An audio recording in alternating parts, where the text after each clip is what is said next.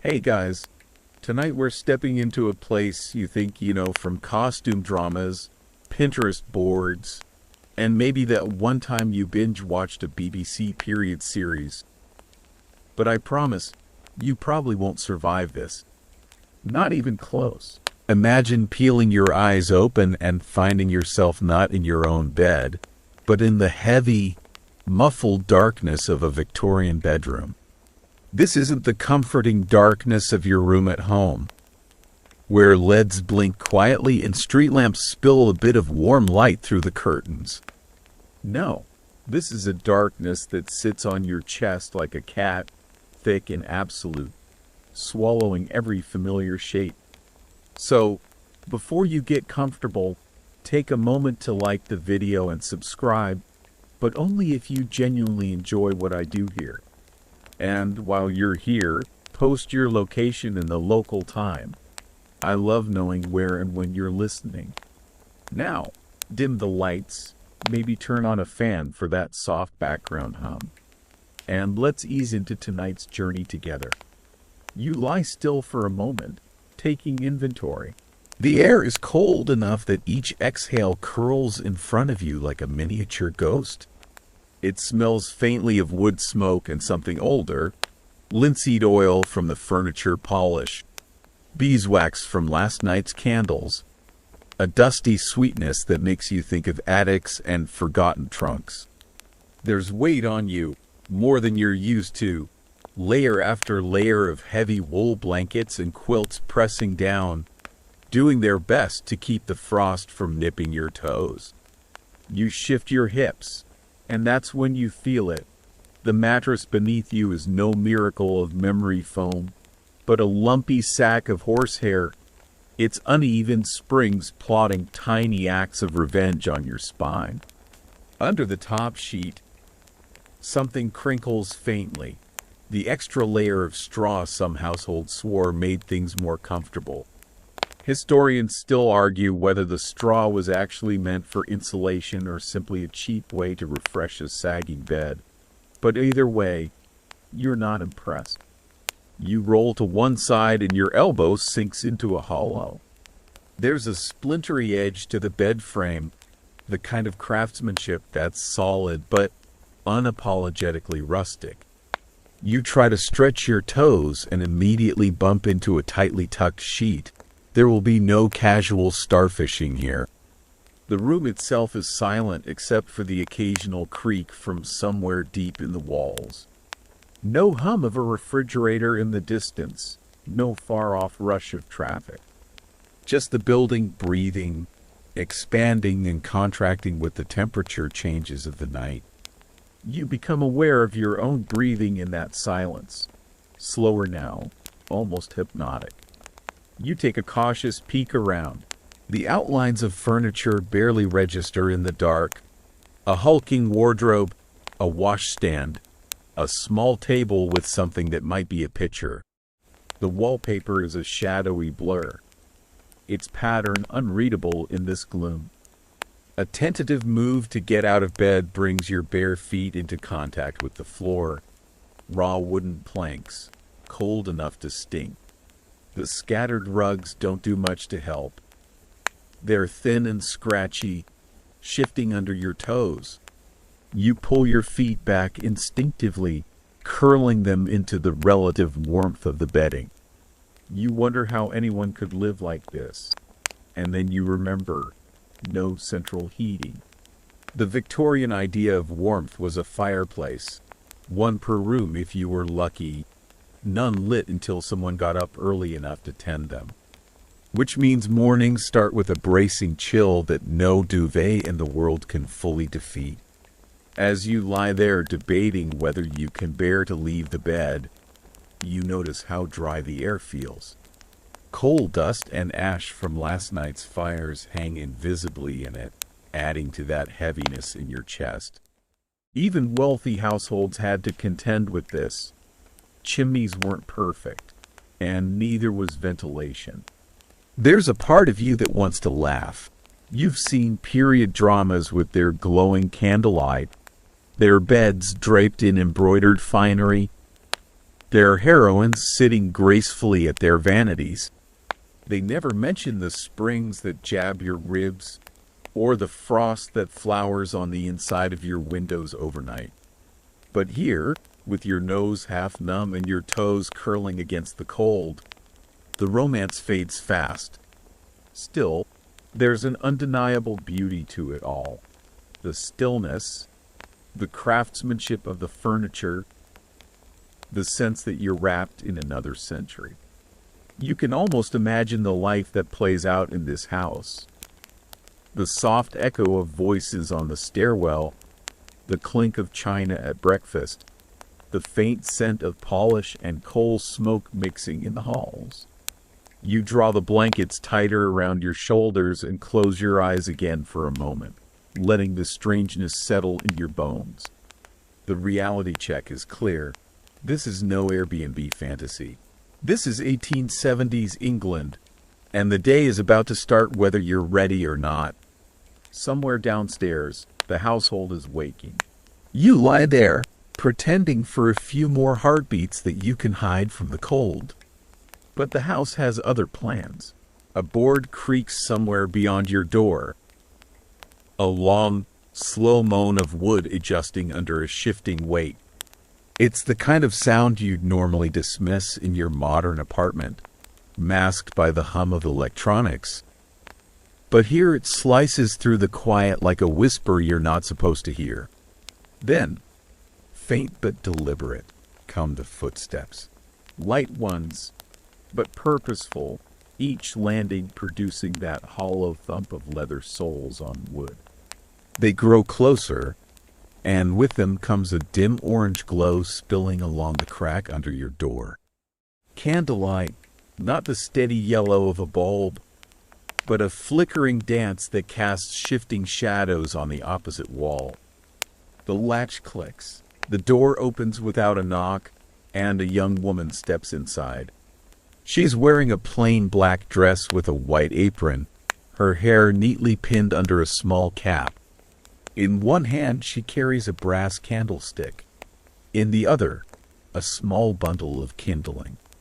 The flame outlines her features, calm, efficient, already halfway through her morning routine. "Good morning, ma'am," she says with a slight curtsy. "It's 6. Shall I light your fire?" Her accent has that clipped precision you've only ever heard in period dramas. But here it's softened by the warmth of someone speaking before breakfast. You're still trying to decide whether you're awake enough to answer when she's already kneeling at the hearth.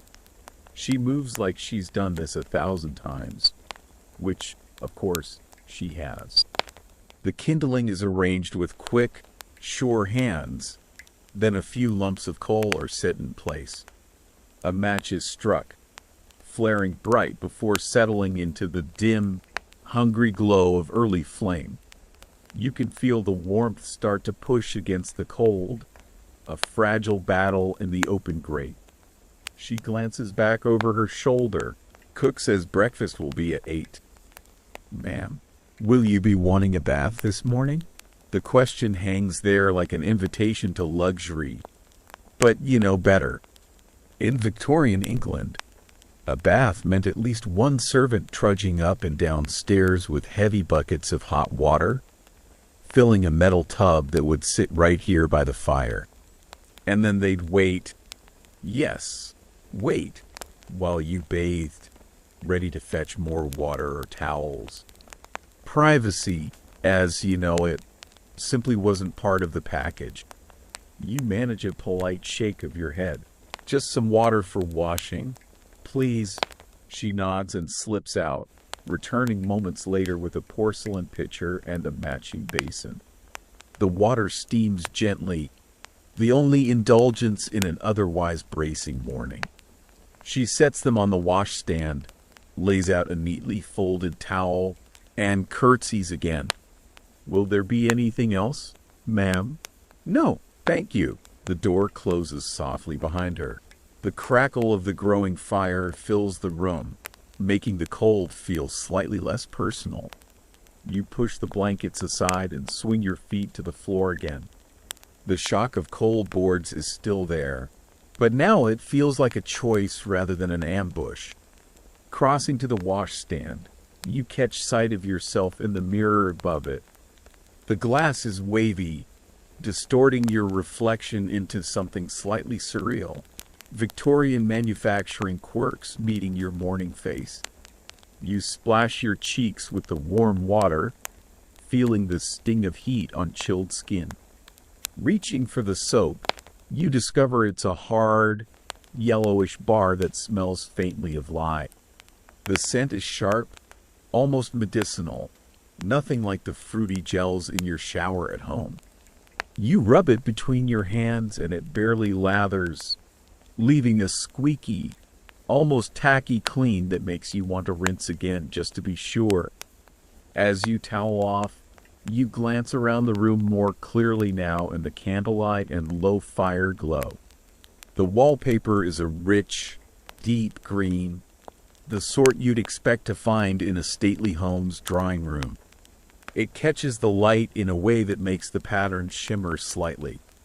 Beautiful, you think, until a half-remembered fact bubbles up from some late-night history video. This could be Shields green or Paris green, both laced with arsenic. Back then, it was all the rage.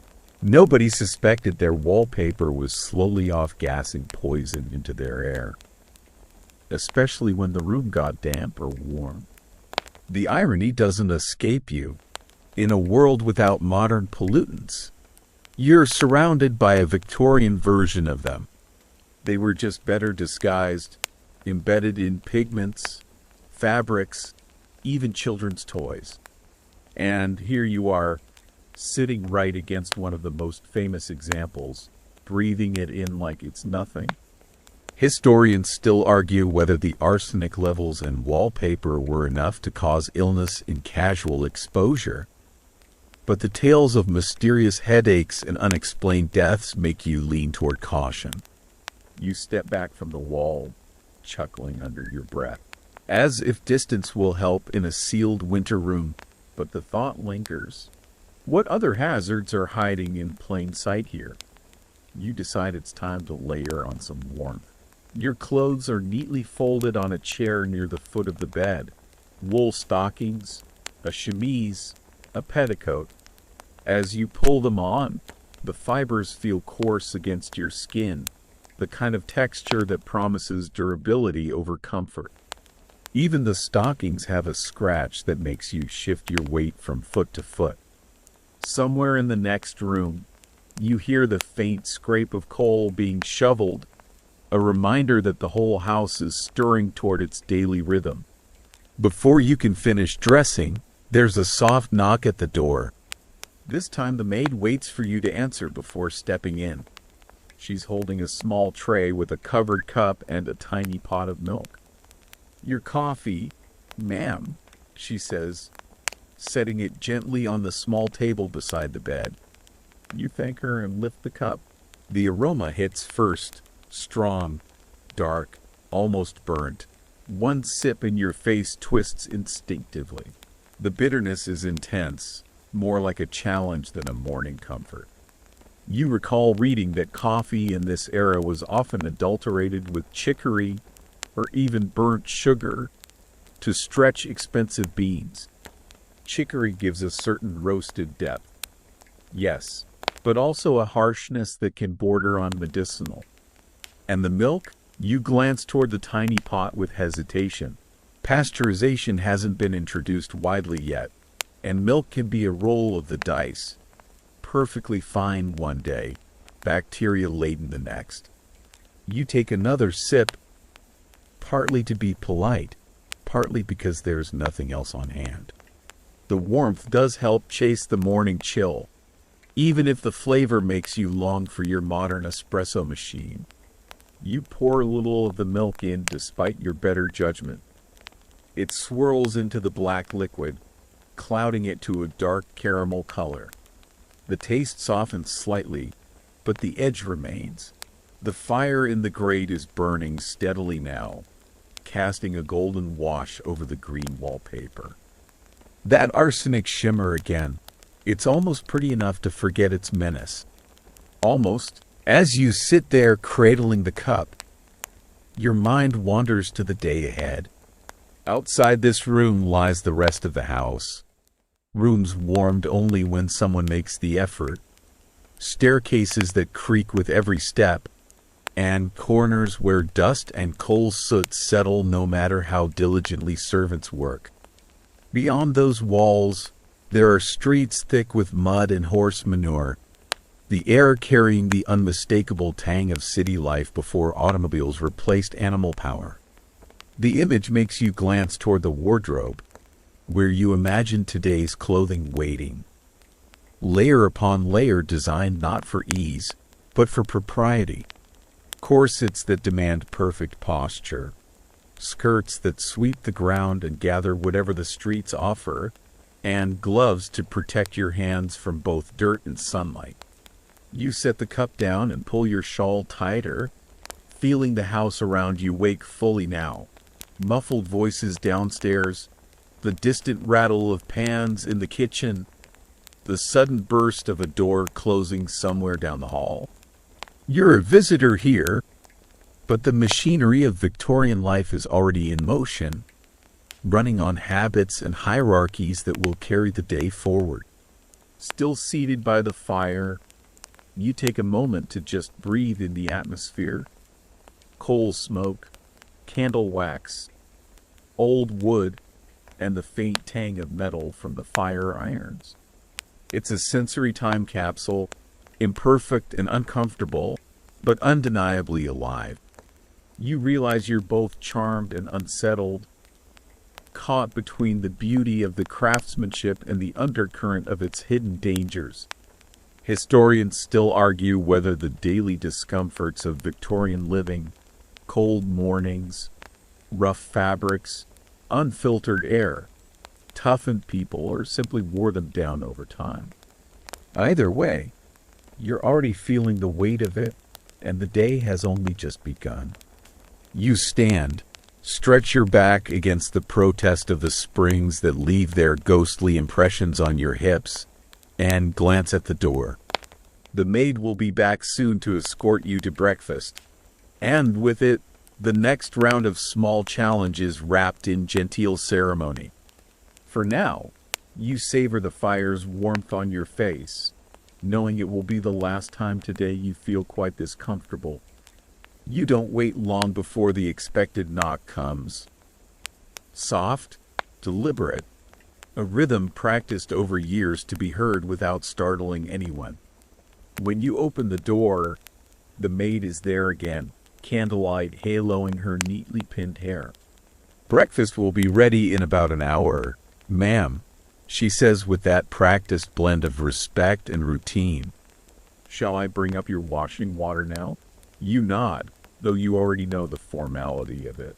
She steps aside, and another servant appears behind her with a heavier pitcher, both women carrying the weight like it's nothing more than an extension of their arms.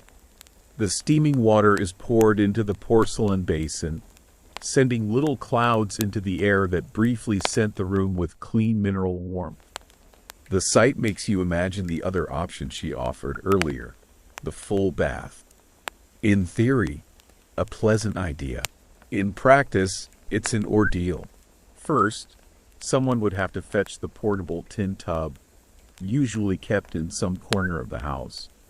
Then bucket after bucket of water would be hauled up from the scullery, heated over the kitchen range, carried up narrow staircases that, for the servants, are often steep and winding.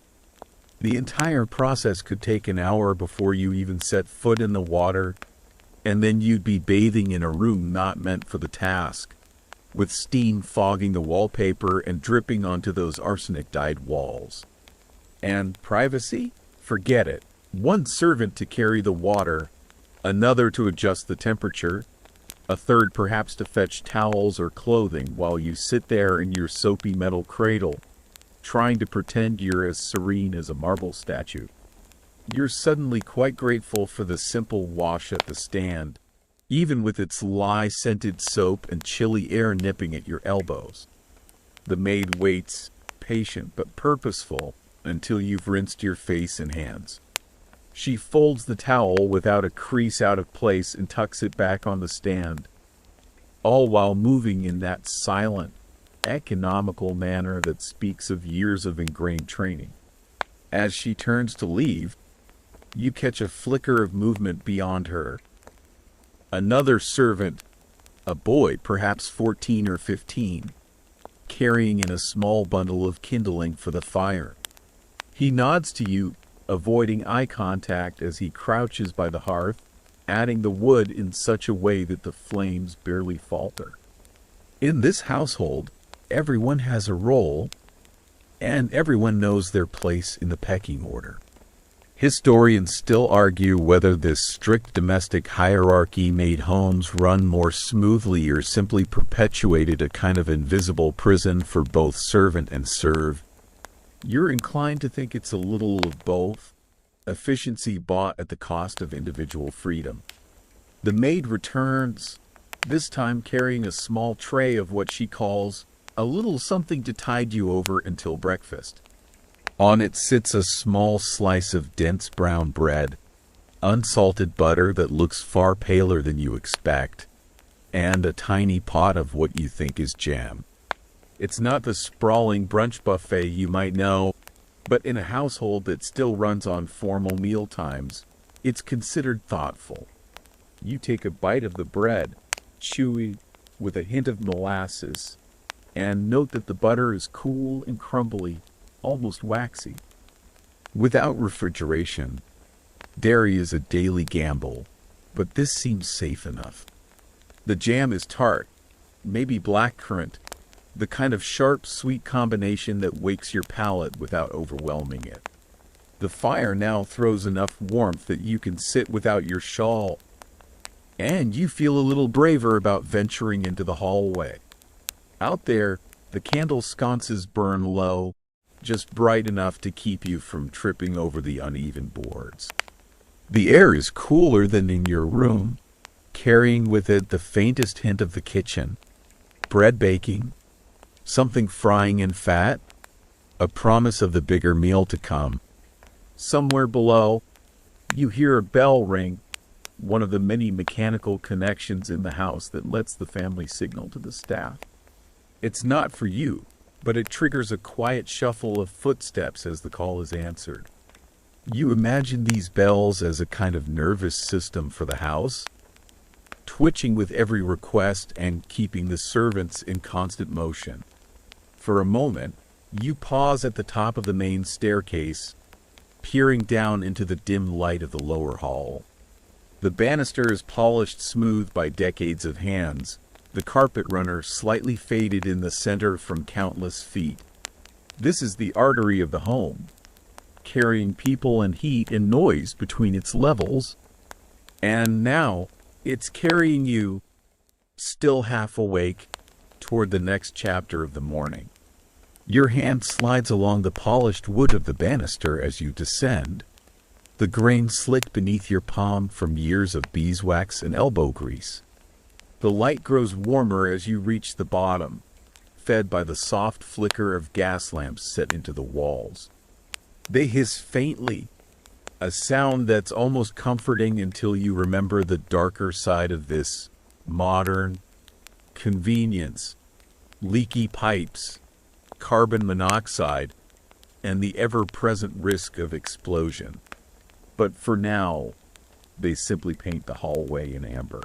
The main hall smells faintly of coal smoke and furniture polish, but another scent begins to push through. Roasted meat, even though it's far too early for dinner, and the richer aroma of coffee brewing in quantities fit for the household. Somewhere to your right, a grandfather clock ticks with such precision that it seems to keep time for the entire building. The maid leads you toward a small morning room adjacent to the main dining hall. Here, the fire has already been lit, its heat more robust than the modest one upstairs.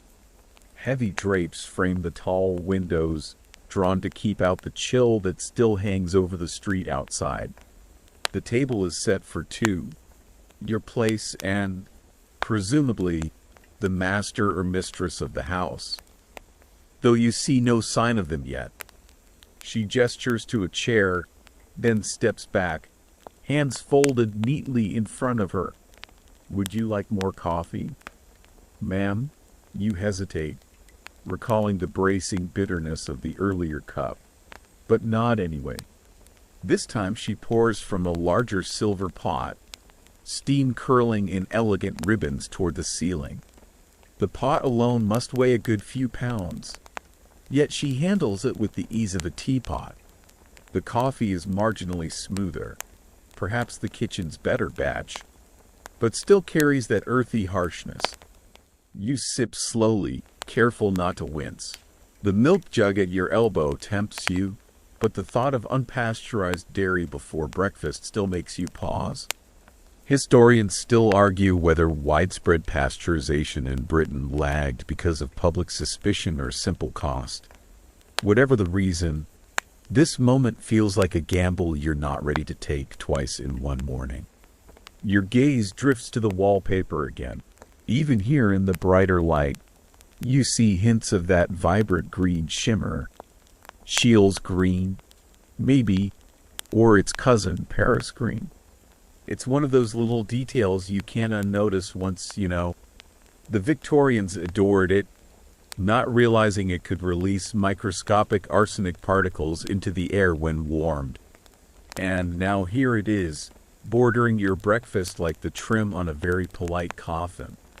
The maid excuses herself, leaving you to the quiet. Through a partially open door, you hear the shuffle and clink of the main kitchen. Servants' voices mingle in low tones, punctuated by the chop of a knife and the clang of a pan meeting the stovetop. The kitchen is the real engine of this house, each sound another piston firing in the day's machinery. You take another sip, trying to focus on the warmth rather than the taste. Outside, the street is beginning to wake. Through the narrow gap in the drapes, you catch glimpses. A boy and a cat pushing a cart, two women huddled in shawls carrying baskets, the flash of a carriage wheel as it passes. The sound of hooves on cobblestone rises and falls, mixed with the occasional shout of a vendor. The morning room, for all its comfort, feels like a stage set, perfectly arranged, with every object in its place, every surface polished. It's easy to imagine sitting here daily, insulated from the chaos beyond the window, believing the world to be as orderly as the china service on the table. But you know better. Behind the scenes, the house hums with constant effort, and outside, the city swirls with life that doesn't care about your breakfast schedule. From the doorway, the maid returns, this time carrying a silver-domed dish. She sets it in front of you and lifts the lid with a practiced flourish. Inside is a small plate of fried bread and sliced cold ham. It's not the sprawling meal of the main dining room, but it's hearty enough to push back the morning chill. You take a bite. The bread is crisp at the edges but soft in the middle, its richness unmistakable from being fried in dripping rather than oil. The ham is salty, a little chewy, and tinged with the faint smokiness of preservation. You chew slowly, conscious of the fact that every element of this simple plate has been touched by a chain of people, cured by one, sliced by another, fried by yet another, each action part of an invisible choreography. A movement at the far end of the hall catches your eye. The butler, tall and severe, gliding past with the silent authority of someone who knows exactly where every person in the household should be at this moment. He doesn't acknowledge you, but the shift in the maid's posture says enough. He's the nerve center here, the one who ensures the order stays intact. You finish the last bite of ham and set down your fork, the soft clink against the china sounding far louder than expected in the otherwise quiet room. The maid sweeps in almost instantly, lifting your plate with that seamless grace that makes it seem as though she's been watching from just out of sight, waiting for exactly this moment. The silver lid is replaced over the dish before it's carried away, ensuring that the kitchen doesn't cool or dry out the contents before the next round of service. Left with your coffee, you lean back slightly in the chair, letting the fire's heat wash over your knees. The flames throw soft light onto the ornate carpet, each thread still vivid despite the years. You wonder how many cups of coffee have been consumed in this very spot, and how many mornings have begun with precisely this ritual. The sound of a distant bell cuts through your thoughts again, this time from somewhere upstairs. You hear the butler's measured steps crossing the hall, his voice low as he confers with another servant. This is a house that runs on signals and responses, every chime of a bell or knock of a door triggering a ripple of motion elsewhere. Through the half-closed drapes, the street noise swells. A flower seller calls out her wares, her voice lifting above the rumble of carriage wheels. Somewhere farther away, a dog barks in short, staccato bursts. The air that creeps in through the old wooden frame is damp and carries the faint odor of manure, an unavoidable reality when horses are the engines of the city. It's a reminder that outside this comfortable room, the world is a mess of mud, refuse, and hard labor. Your gaze falls back to the silver coffee pot, its surface catching the light in little pools. The Victorians loved polished metal not just for its elegance, but because it showed off the household's attention to detail. A tarnished pot would be a mark of shame, implying lax servants or inattentive mistresses. Historians still argue whether such domestic perfectionism was about genuine pride or simply social pressure. But either way, it demanded constant work. The maid returns to offer more coffee. You decline politely, deciding your tongue has suffered enough bitterness for one morning. Instead, you ask for a little hot water to sip, and she nods as though the request is perfectly normal. Moments later, she's back with a delicate porcelain cup, steam curling gently from its rim. You wrap your fingers around it, grateful for the simpler, cleaner taste. Beyond the door, the sounds of the main dining room drift toward you. More voices now, the scrape of chairs, the faint ring of silverware meeting china.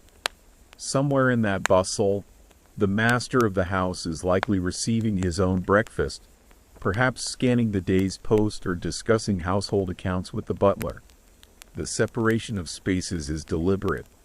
Your morning room is a bubble, designed to shield you from both the labor that makes this comfort possible and the less graceful realities of the city beyond. When you finally rise, the fire has burned down to a gentle bed of embers. You smooth your skirt, adjusting it so the hem doesn't drag on the carpet, and follow the maid back into the hall. The shift in temperature is immediate, the cooler air of the corridor pressing in around you, carrying hints of dust and coal from the lower levels. You pass the main staircase again, glancing upward to the darker recesses of the upper floor. Somewhere up there are more bedrooms, a nursery perhaps, and the servants' quarters tucked away where family rarely ventures. You think of the earlier footsteps in the hall.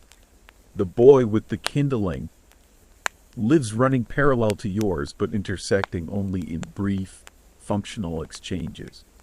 The maid opens a door to another room you haven't yet seen, explaining that you might wish to sit here for a while before preparing for the day's outing.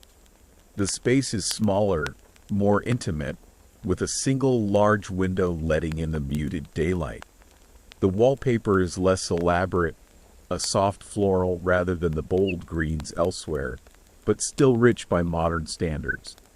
On the small table rests a folded newspaper, today's date printed in heavy black type across the top. You pick it up, running your fingers over the raised ink. The headlines speak of politics, trade, and the occasional scandal. Proof that even in an era of rigid etiquette, human drama finds its way into print. You skim a few lines, smiling at the formal yet gossipy tone, before setting it back down. The maid excuses herself once more, leaving you in the gentle quiet of the room. For a moment, you simply listen. The muted tick of a clock, the muffled clatter from the kitchen, the faint whinny of a horse outside. This is the Victorian morning rhythm, part ceremony, part industry, and entirely its own world. And you're just beginning to find your place in it. You're halfway through buttoning the last layer of your morning clothes when your eye catches it again. That shimmering, almost hypnotic shade of green on the walls. At first glance, it's the sort of rich, jewel tone you'd expect to find in a museum room dedicated to Victorian elegance. The pattern itself is delicate yet assertive, curling vines and clusters of flowers, each leaf painted in a hue so vivid it almost seems to glow in the firelight. You pause, fingers resting on a button, as the memory of a half-read article surfaces in your mind. Shields green. Or was it Paris green? You can't quite recall the exact name, but you do remember the detail that matters most. It's laced with arsenic. The Victorians adored this pigment, chasing it into their wallpapers, fabrics, even children's toys, completely unaware that they were adorning their homes with a slow, invisible killer. You take a step closer, the hem of your skirt whispering against the carpet. The candle on the mantel throws a warm glow across the surface, and for a heartbeat you understand the obsession. In an era of coal soot and dim gaslight, this green would have been a revelation, a defiant burst of life against the gray. But it came at a cost. When the air was damp or the room heated, the pigment could release arsenic-laced dust into the air. Not in great billowing clouds, but in fine, undetectable motes, each one a whisper of sickness. Historians still argue whether casual exposure from such wallpaper was enough to kill, or if the real danger came from long-term saturation in rooms without proper ventilation. But stories of mysterious Victorian ailments, persistent headaches, nausea, skin lesions, line up a little too neatly with the fashion for green interiors. You lean in slightly, as if your eyes could somehow detect the poison. The wallpaper's surface feels subtly textured, a sign of the intricate block printing process used to create these patterns.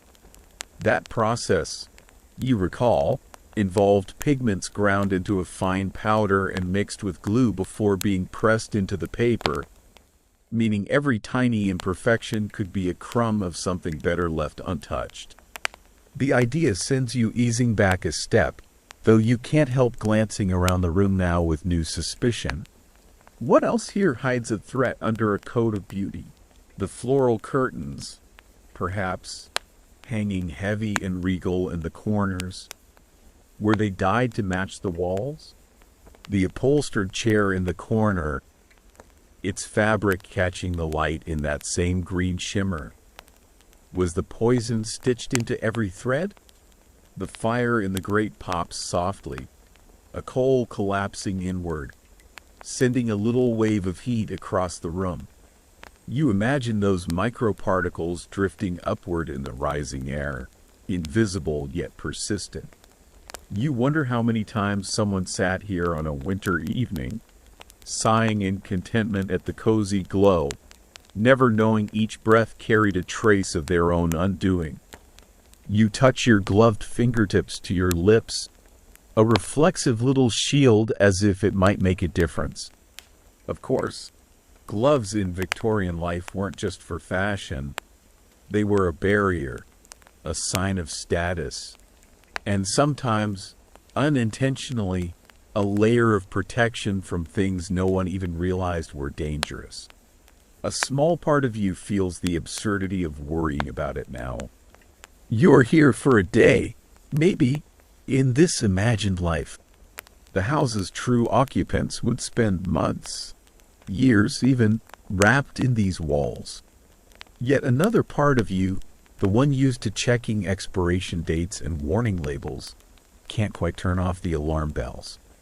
From outside, the clip-clop of a passing carriage pulls your gaze toward the window.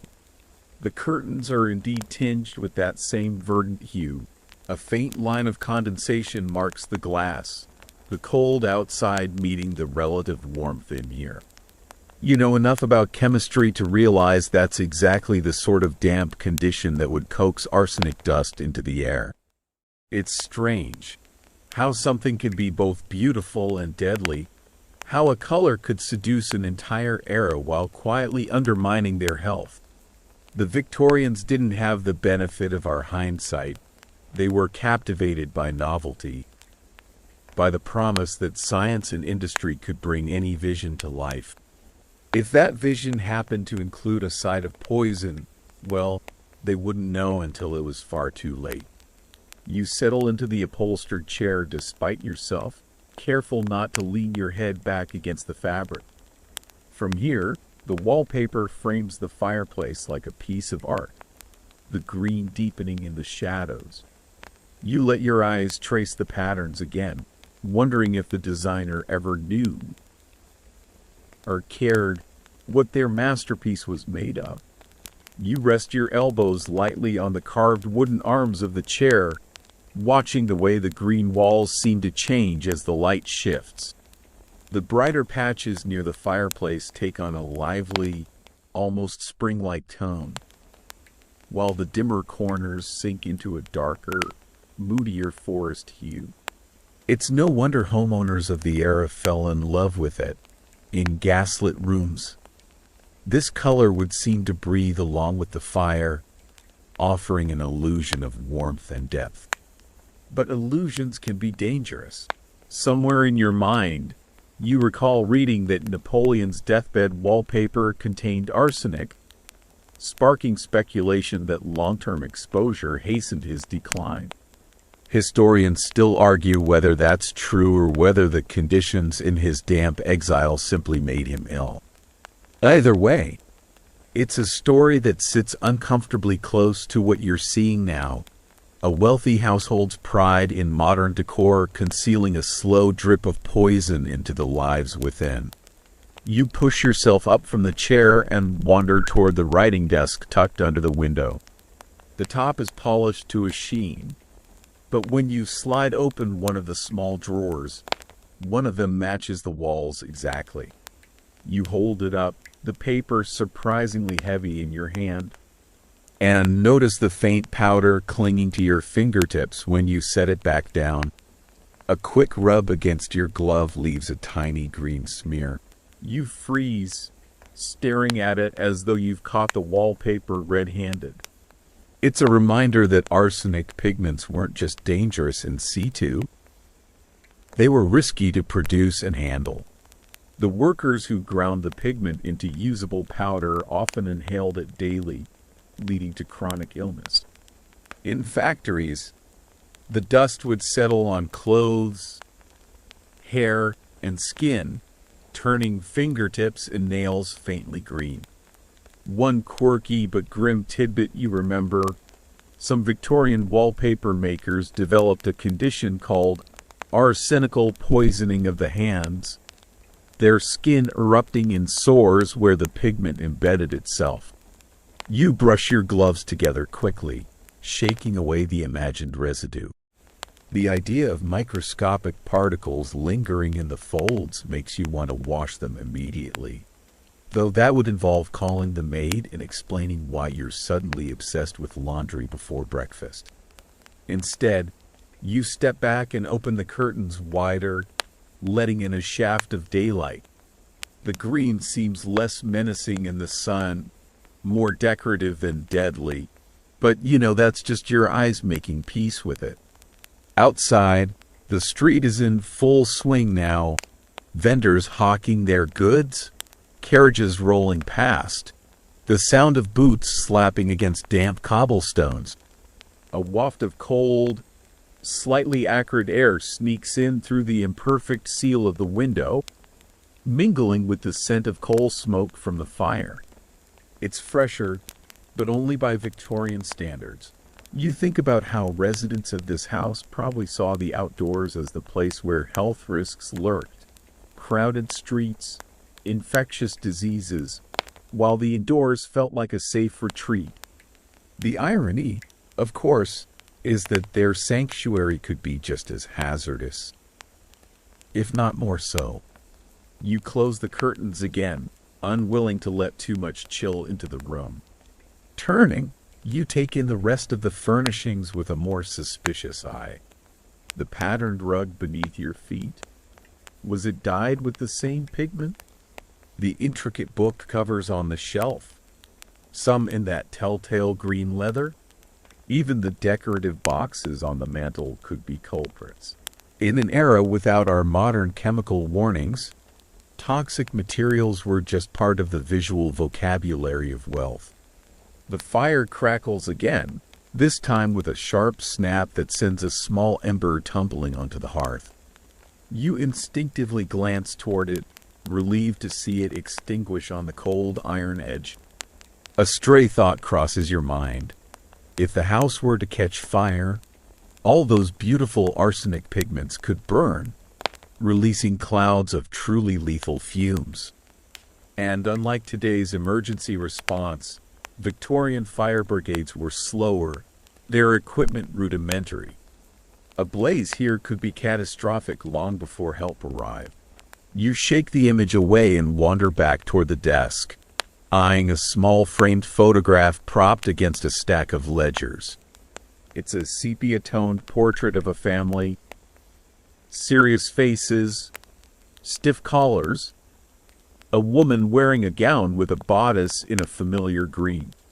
You can't help wondering if she, too, was breathing in a daily measure of poison, all in the name of fashion and refinement. The thought lingers as you glance once more at the wallpaper. It's both a marvel and a menace, a perfect Victorian contradiction, the height of style laced with the seeds of its own undoing. And, for now, it's the backdrop to your morning, whether you like it or not. The day is moving forward whether you're ready or not, but you linger in the room, letting your eyes adjust to every ornate detail against that hypnotic green. There's a strange satisfaction in cataloging the threats, like you're an amateur detective, only your suspects are swatches of fabric and pots of paint.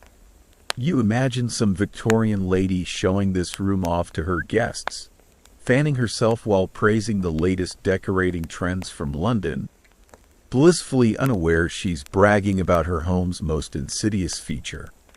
You drift toward the fireplace, noticing how the green intensifies just above the mantel where the heat rises. The closer you get, the more the sheen shifts, almost metallic under the right angle of light. It's here, you think, where the danger would be at its most concentrated. Heat encourages release, and if you could see the air, perhaps it would be shimmering with tiny, invisible specks. A soft knock interrupts your thoughts. The maid slips in, balancing a tray with fresh coal for the fire. She moves to the hearth without comment, her eyes fixed on her work. You wonder if she's ever thought about the walls she tends every day.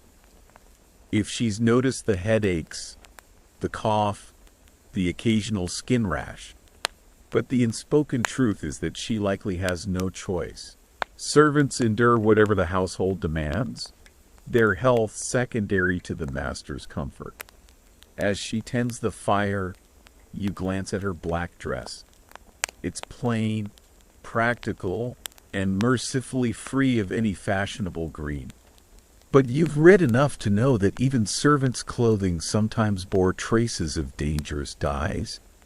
And while you might worry about your own brief stay in this room, She lives in this environment year-round. Historians still argue whether these cumulative exposures among the working class contributed to the era's lower life expectancy, or whether disease and poverty alone account for the grim statistics. The truth is probably tangled somewhere in between. When she leaves, the room feels warmer, but also heavier. You decide to open the window a crack, just enough to invite a little circulation.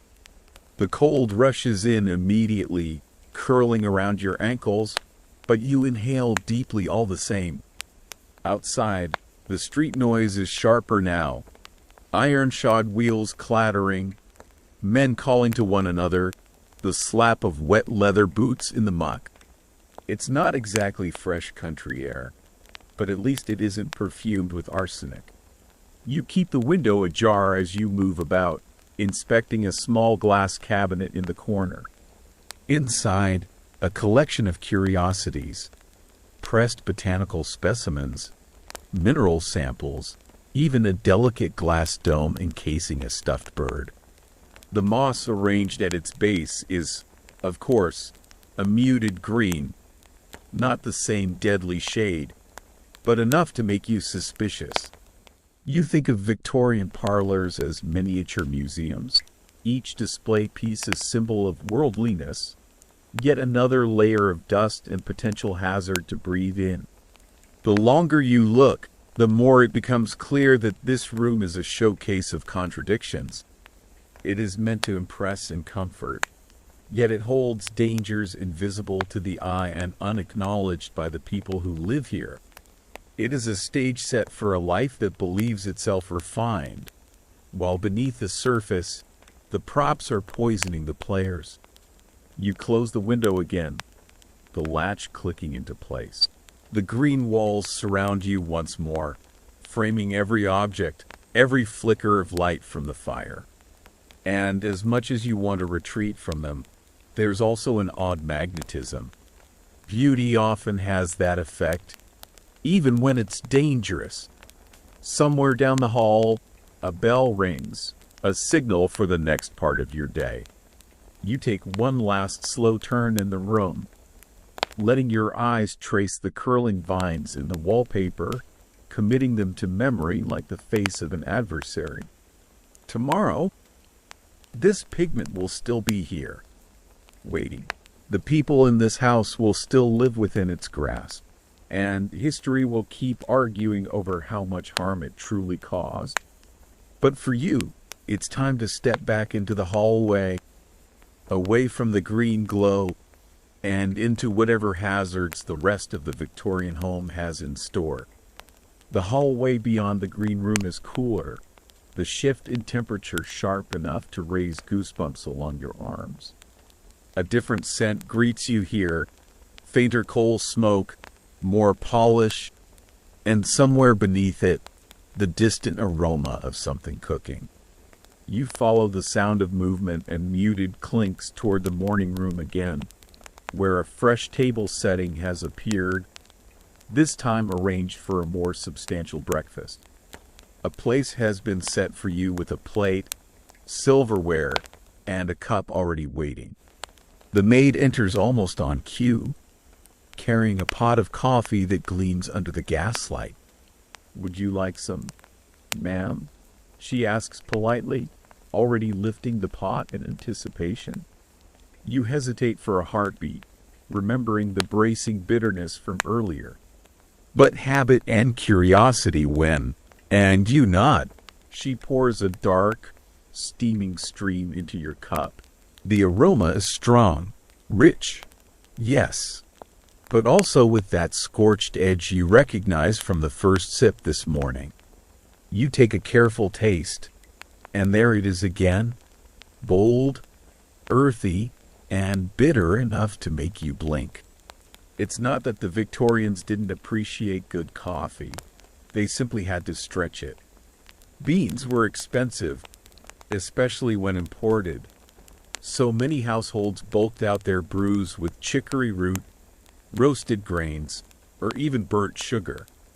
These additions gave the illusion of depth and body, but they also added a certain harshness. Chicory, in particular, left a woody aftertaste that lingered long after you swallowed. You glance toward the small jug of milk beside the sugar bowl. The porcelain handle is cool to the touch, but what's inside is the real gamble. Pasteurization won't become commonplace here for years yet, and milk in this era is an unpredictable thing. Sometimes it's fresh and sweet. Other times, it hides the beginnings of spoilage, a playground for bacteria that modern refrigeration would kill instantly. The Victorians, of course, didn't know about bacteria until late in the century. They might attribute illness to bad humors or miasma instead. Historians still argue whether public resistance to pasteurization was rooted in ignorance, stubborn tradition, or distrust of anything new. You add just a splash, watching it bloom through the coffee in cloudy swirls. One sip tells you it's fine, at least for today. The milk softens the bitterness, though it still lacks the smoothness you expect. You can't help but think of your modern kitchen. Filtered water, temperature-controlled kettles, beans ground fresh with the push of a button. The maid returns with a small plate of toasted bread, its surface pale rather than golden, accompanied by a shallow dish of marmalade. You spread the tangy preserve over the toast and take a bite. It's dry, almost brittle, but the citrus bite of the marmalade cuts through it. In Victorian households, breakfast toast was often left unbuttered, too heavy for the morning, according to their thinking. Your eyes wander to the room's wallpaper. Thankfully, it's a neutral cream, free from the green menace of the previous chamber. Still, your mind lingers on what other hazards might lurk invisibly here. The silver spoon you stir your coffee with might contain traces of nickel that could irritate the skin. The tablecloth might be starched with a formula that includes borax. The very air could carry soot from the coal fire in the kitchen. A clatter of dishes echoes faintly from beyond the closed door, reminding you that this calm breakfast scene is just one face of the household. Behind it, servants move in tight coordination, one tending the range, another polishing silver, yet another hauling coal. Their world overlaps with yours only at the edges, like the faint scent of roasting meat drifting through the door. You take another sip of coffee, bracing yourself against the bitterness. There's a certain honesty to it, you think. A drink that doesn't hide what it is, even if what it is feels a bit like penance. The maid reappears, this time with a covered dish that sends a curl of fragrant steam into the air as she sets it down. With a quiet flourish, she lifts the lid to reveal poached eggs resting on thick slices of ham, their yolks a rich golden color. The ham looks familiar, likely from the same joint you tasted earlier. But the eggs are a welcome addition, gleaming with a light sheen from their cooking water. You take your first bite, the saltiness of the ham mingling with the subtle creaminess of the egg. It's hearty, but also a reminder that breakfast here is not a casual affair. Every plate, every cup, has been prepared and served with deliberate formality. Even the act of eating is a kind of performance, one you're expected to conduct with quiet precision. Your coffee sits nearby, cooling slowly. You sip it between bites, noting how the bitterness now seems almost grounding, as if anchoring you in the rhythm of the morning. The taste is still sharp, the chicory edge unmistakable, but the food tempers it. You find yourself wondering how many people in this era actually enjoyed the flavor, or if it was simply endured as part of the day's necessities. From the corner of your eye, you see the butler glide past the open doorway, a ledger tucked under his arm. He doesn't break stride or acknowledge you. His presence is a signal that the real work of the household is underway. Somewhere in that ledger, you imagine, are the purchases that made this meal possible. Eggs from a nearby farm, ham from the butcher, coffee beans shipped in from far-off ports. Historians still argue whether Victorian households spent more energy on displaying abundance or managing it. In this one, you suspect the balance tips toward display. The fine china, the gleaming silver, the crisp linens. They all speak to a desire for order and refinement, even if it means compromising on comfort or taste. The maid clears your empty plate with the same silent efficiency as before. In its place, she sets a small bowl of porridge, its surface dotted with a few dark raisins. Steam curls upward, carrying the earthy scent of oats. You lift a spoonful and taste the mild, creamy grains. It's simple, even plain, but filling. A quiet counterpoint to the richness of the ham and eggs. While you eat, your gaze drifts again to the milk jug.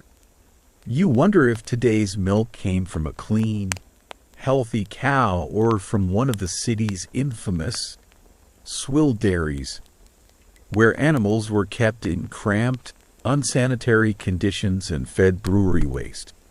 Such milk was often bluish, watery, and sometimes tinted with chalk to improve its appearance.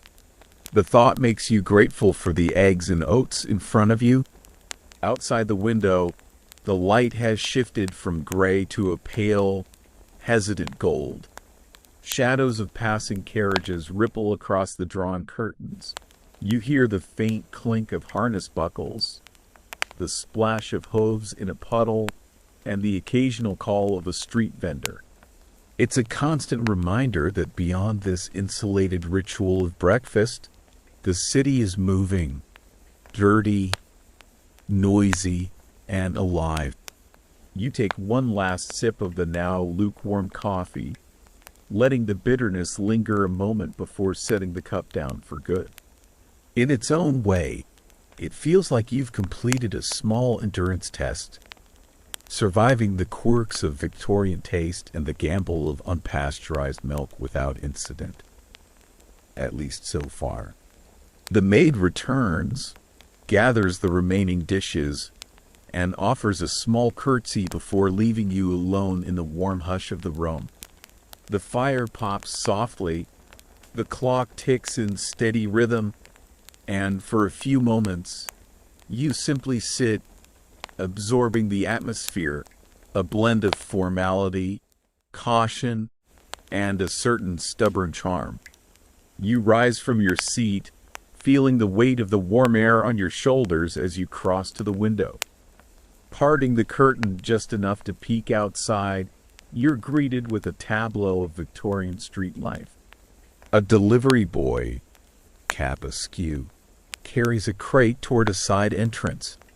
A flower vendor arranges bunches of white roses in tin buckets, her gloved fingers moving quickly in the chill.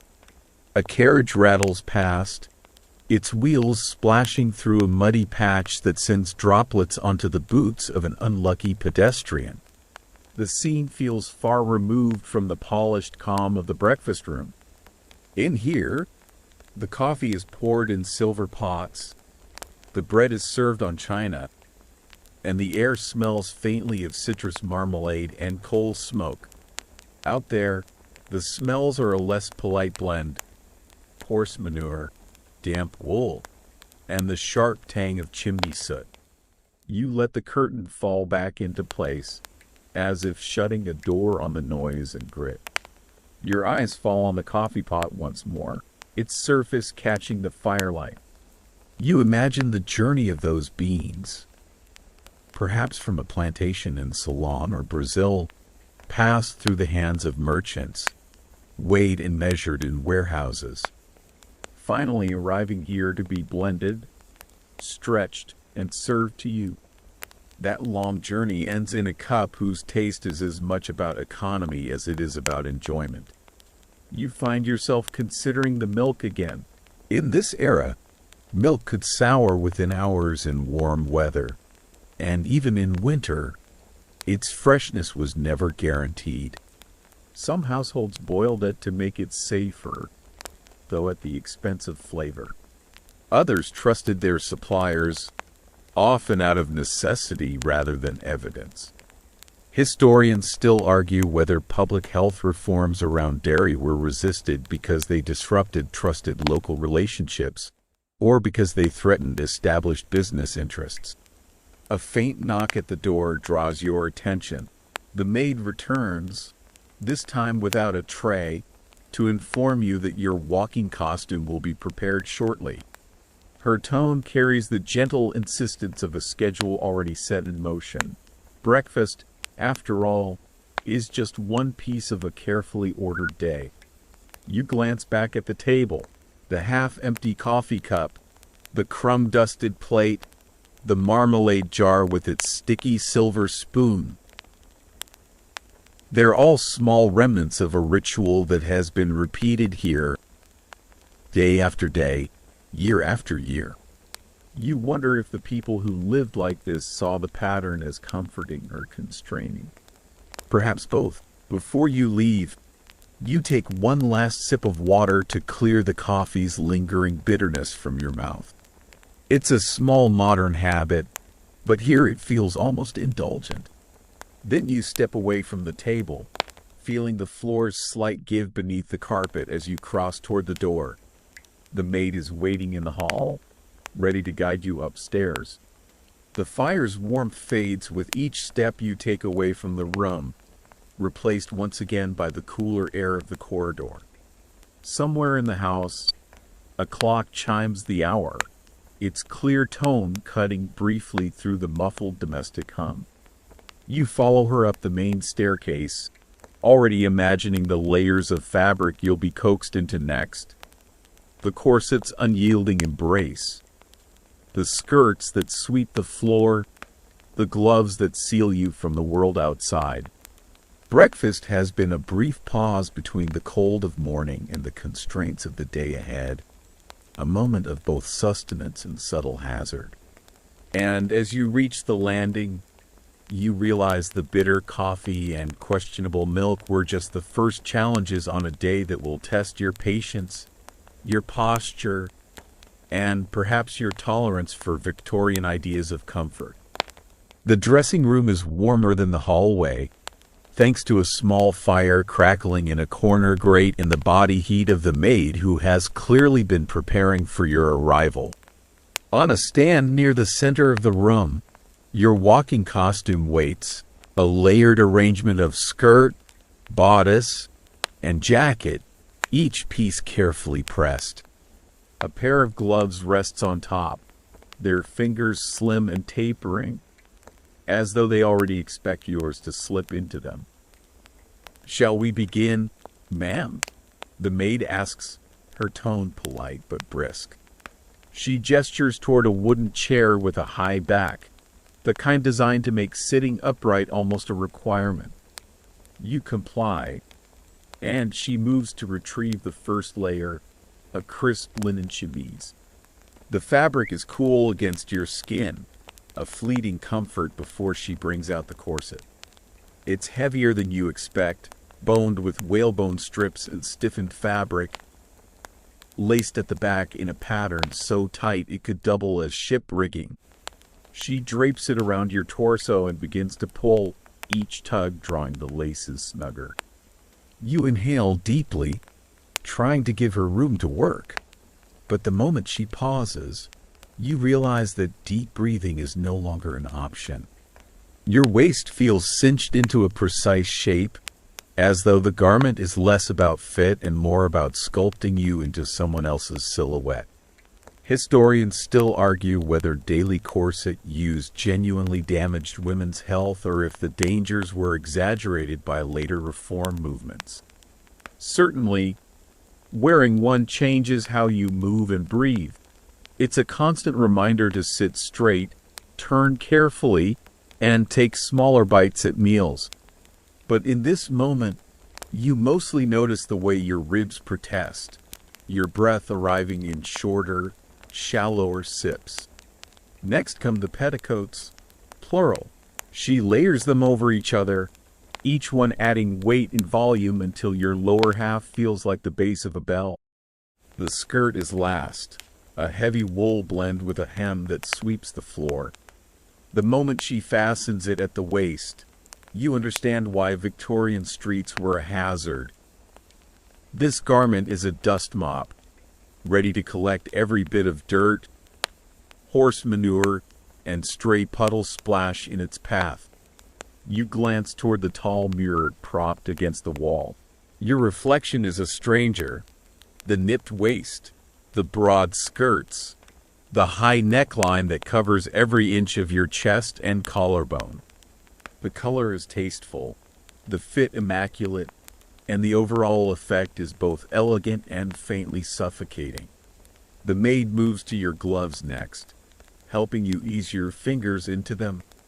They're snug, almost second skin, and made of fine kid leather that will warm quickly from your body heat.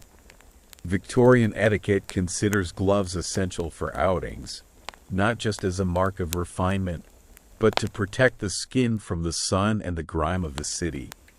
Pale skin is a sign of leisure, tanned skin hints at outdoor labor, and in this society, that distinction matters. Finally, she hands you a small hat, its brim modest but its plume carefully arranged. It perches on your head at an angle that feels precarious, secured only by a couple of pins. You're warned to keep your head level when walking. Too much tilting could send it tumbling. Standing now, you feel the full weight of your outfit. A slow pull on your shoulders, hips, and waist that seems to urge you toward deliberate, graceful movement. There will be no sudden running, no quick sidesteps. Every motion is negotiated with the fabric. Even before stepping outside, you're already aware of how this clothing dictates your behavior. The maid leads you down the main staircase again, your gloved hand gripping the polished banister. Each step requires a subtle lift of the skirt to avoid catching your toe, and you quickly discover the unspoken choreography of moving in this much fabric. A misstep could send you tumbling, a hazard not lost on Victorians, who peppered their novels with dramatic falls down staircases. At the front door, she pauses to hand you a small parasol. It's not raining.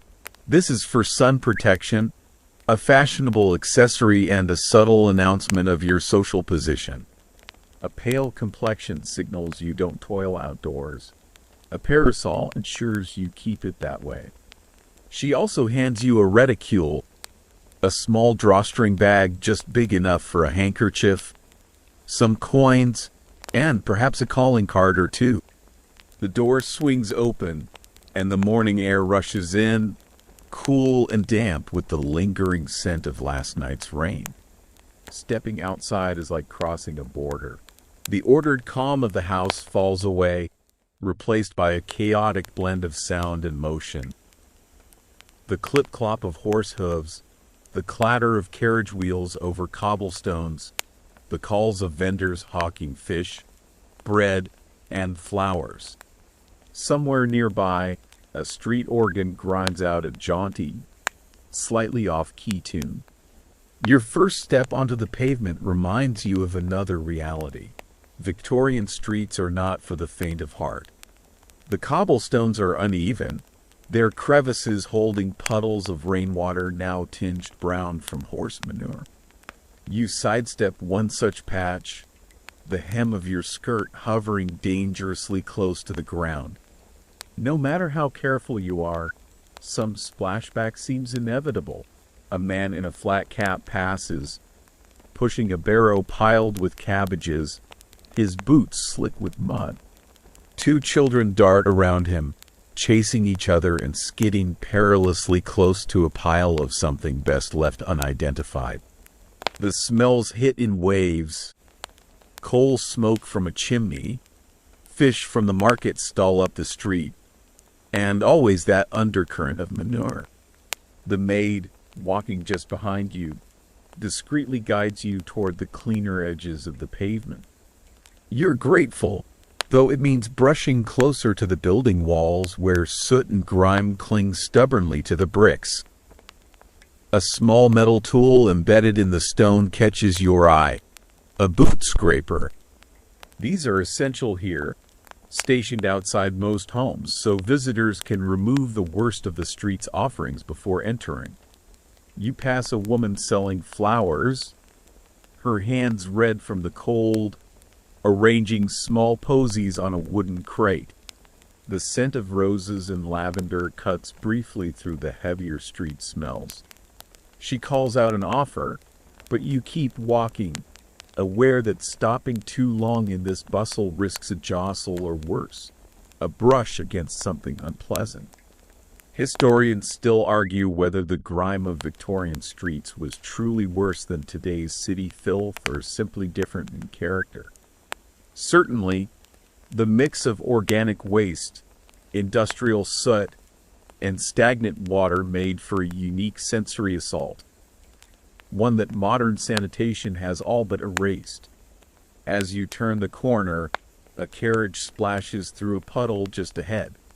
The driver tips his hat in apology, though you suspect he's done this 100 times before. Your skirt remains mostly unscathed, but the near miss is enough to remind you why some Victorian women employed skirt lifters, small devices or ribbons to hoist the hem an inch or two in treacherous spots. The further you walk, the more you realize that Victorian streets are a gauntlet of small negotiations. A handcart laden with crates forces you to step down from the pavement into the muck, balancing carefully as your skirt brushes dangerously close to the ground. A pair of gentlemen tip their hats as they pass, their canes clicking rhythmically on the cobbles, while a cluster of apprentices in rolled-up sleeves hurry past carrying long wooden planks that sway alarmingly close to your shoulder. You keep your parasol angled just so, shielding your face from the pale morning sun. The air carries a crispness that would feel refreshing if not for the grit that sometimes catches in your throat.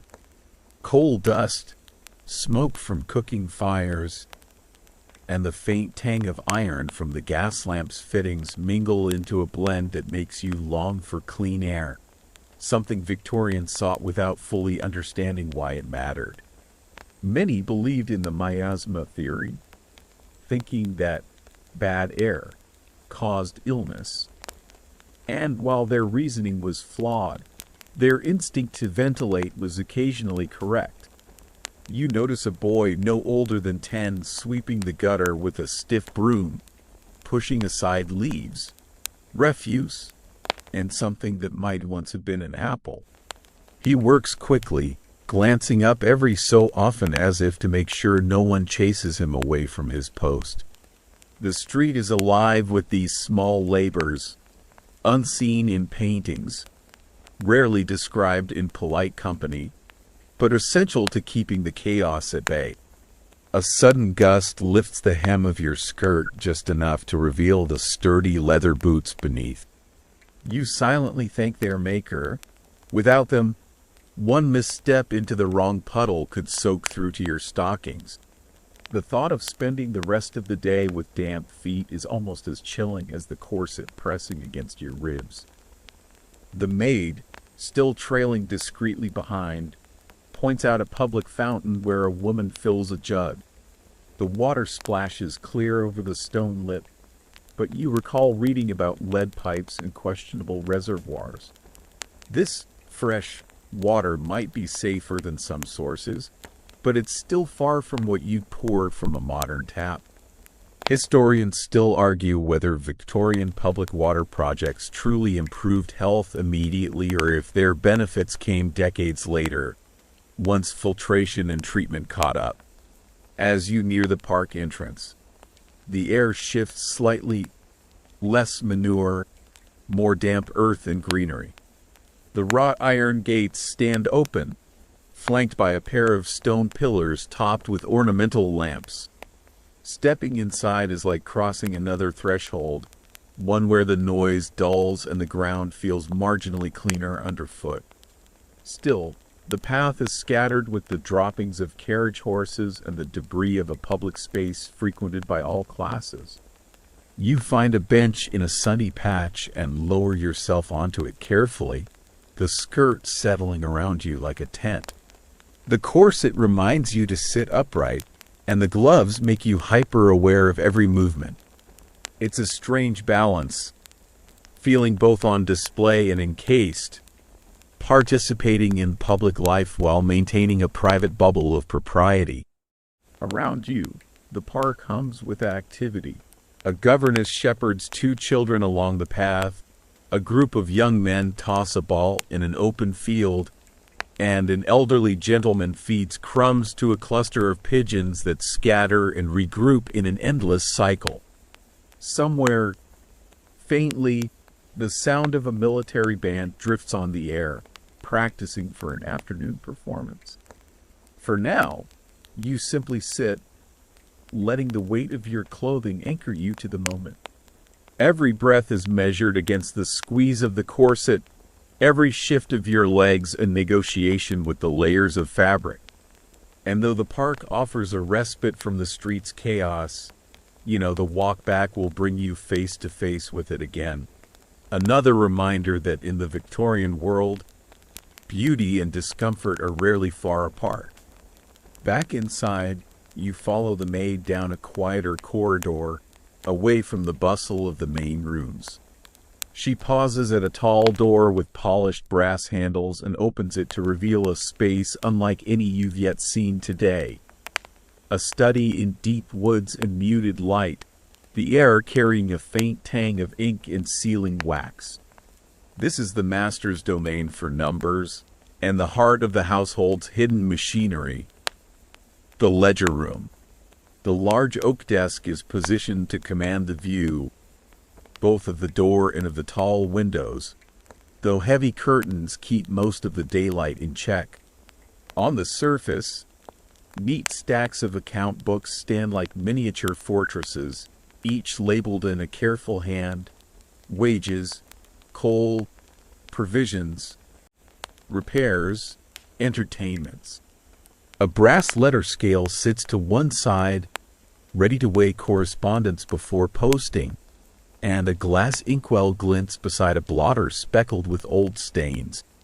The maid gestures for you to sit, then leaves without a word, closing the door softly behind her. The quiet in here is a different kind than in the bedrooms or morning rooms.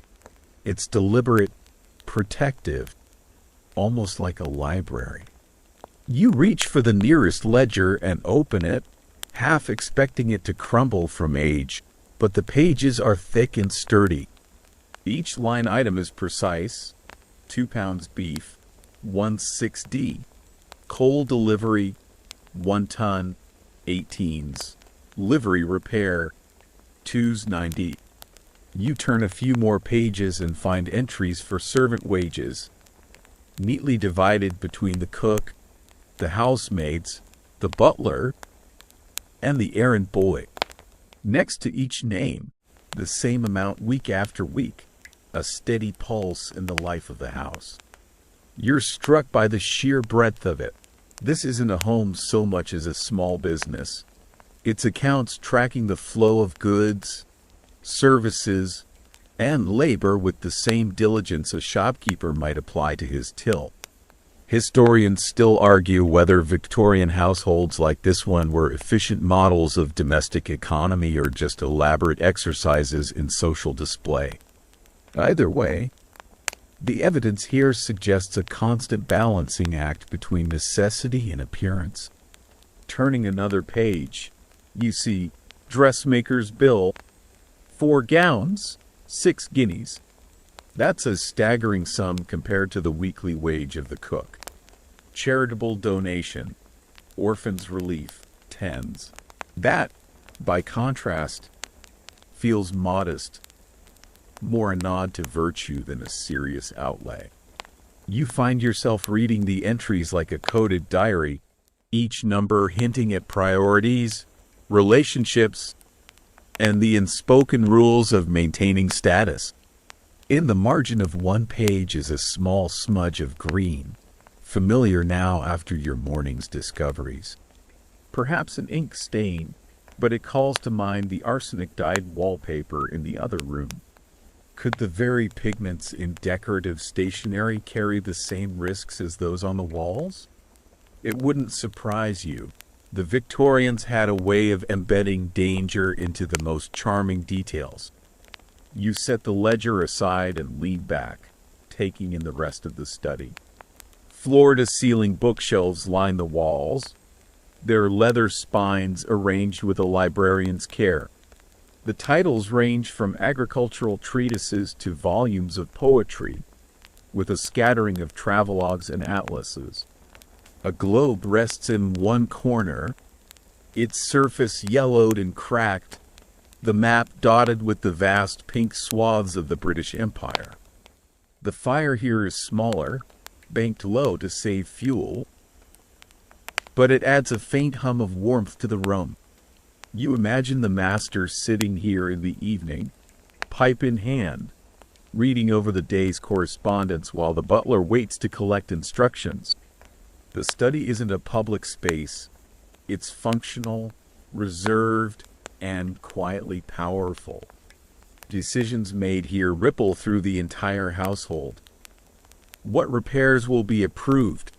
Which tradesmen will be favored? How many tons of coal will keep the family warm through winter? On the desk's far edge lies a small stack of receipts pinned together. You pick them up and flip through. Orders for wine, shipments of tea, a bill from the fishmonger, all written in that elegant copperplate script that feels like it belongs to another species of handwriting entirely. The paper is thick, the ink still slightly raised under your fingertips, a tactile reminder of how even mundane transactions carried a certain craftsmanship. You think about your own modern bills, emails, online statements, printed receipts that fade within months. Here, nothing is disposable. Every scrap is kept, recorded, and archived. It's a kind of permanence that both reassures and constrains. There's no hiding a bad purchase or an indulgent expense when it's inked into a book that might be reviewed years later. From somewhere down the hall comes the muted chime of another bell, a reminder that life in the rest of the house continues its steady pace. But in this room, time feels slower, tethered to the turning of pages and the scratching of pens. You close the ledger gently, feeling the weight of its covers, and place it back in its exact spot on the desk. In the stillness, you can almost hear the echo of past calculations. The clink of coins counted into the butler's hand, the low murmur of a tradesman negotiating a better rate, the rustle of paper as a new order is drafted. This is the unseen engine of the home, as vital to its survival as the kitchen or the scullery, though far more sedate in appearance. You pull another ledger toward you, this one marked coal and lighting. The pages are a monotony of dates, weights, and prices. Yet there's something mesmerizing about their regularity.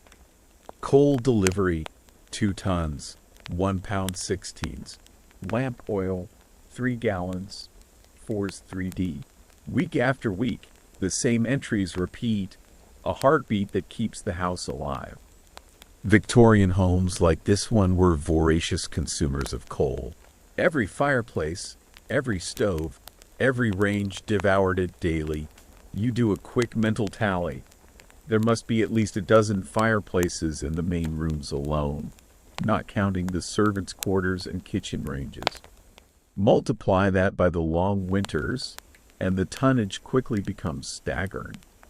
The sooty fingerprints of this consumption are everywhere, smudged along window frames, clinging to chimney bricks, lurking in the air you breathe. Beside the coal records are the lighting costs, and here you see the transition between eras. Some months list only lamp oil, others include gas company. Payments. Gas lighting was a modern luxury, but with it came hidden dangers, leaks that could asphyxiate a sleeping occupant or spark explosions.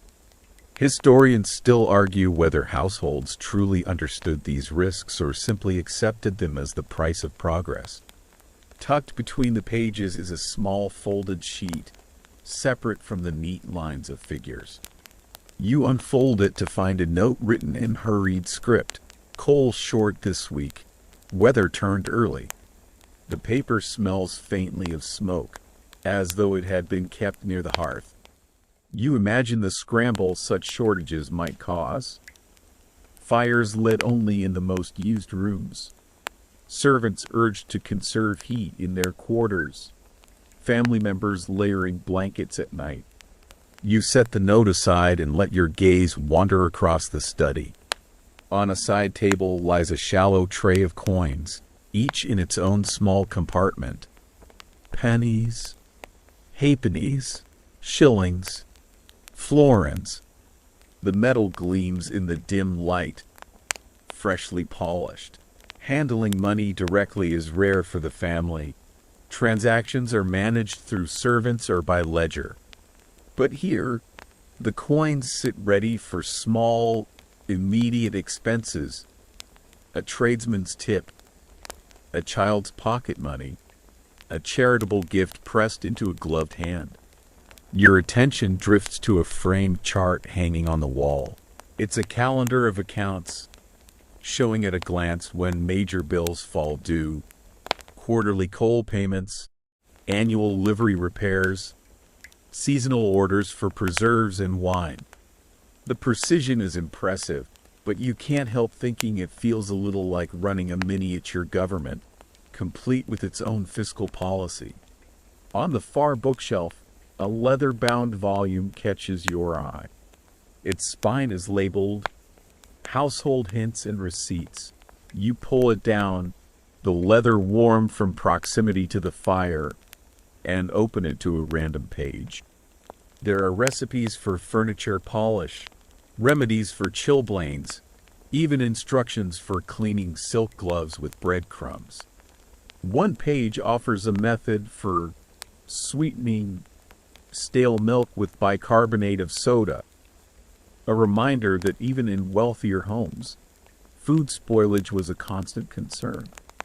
You flip to another section, to extinguish chimney fires. The instructions involve covering the hearth opening with a wet blanket and throwing handfuls of salt onto the flames. Practical, if a little alarming. In a home lined with arsenic-dyed wallpaper and fueled by coal fires, the threat of fire is always lurking at the edges of comfort. Returning the book to its place, you notice a dusting of ash along the mantelpiece, fine enough to catch in your throat. You glance toward the fire. It's burning low now, more embers than flame, but still sending wisps of smoke into the chimney. You wonder how much of that will end up settling back into the room, mingling with the particles from the coal and the faint but constant shedding of fibers from the carpets and drapes. You lean back in the leather chair, which sighs faintly under your weight, and imagine the master of the house seated here after dinner. He'd review the day's expenses, perhaps write a letter or two, then ring for the butler to lock away the ledgers in a cabinet with a small brass key. Tomorrow, the cycle would begin again. Deliveries to be checked, tradesmen to be paid, and always the quiet vigilance of keeping the household solvent while maintaining the image of effortless gentility. The thought leaves you with a new kind of respect, not for the wealth, but for the constant calculation behind it.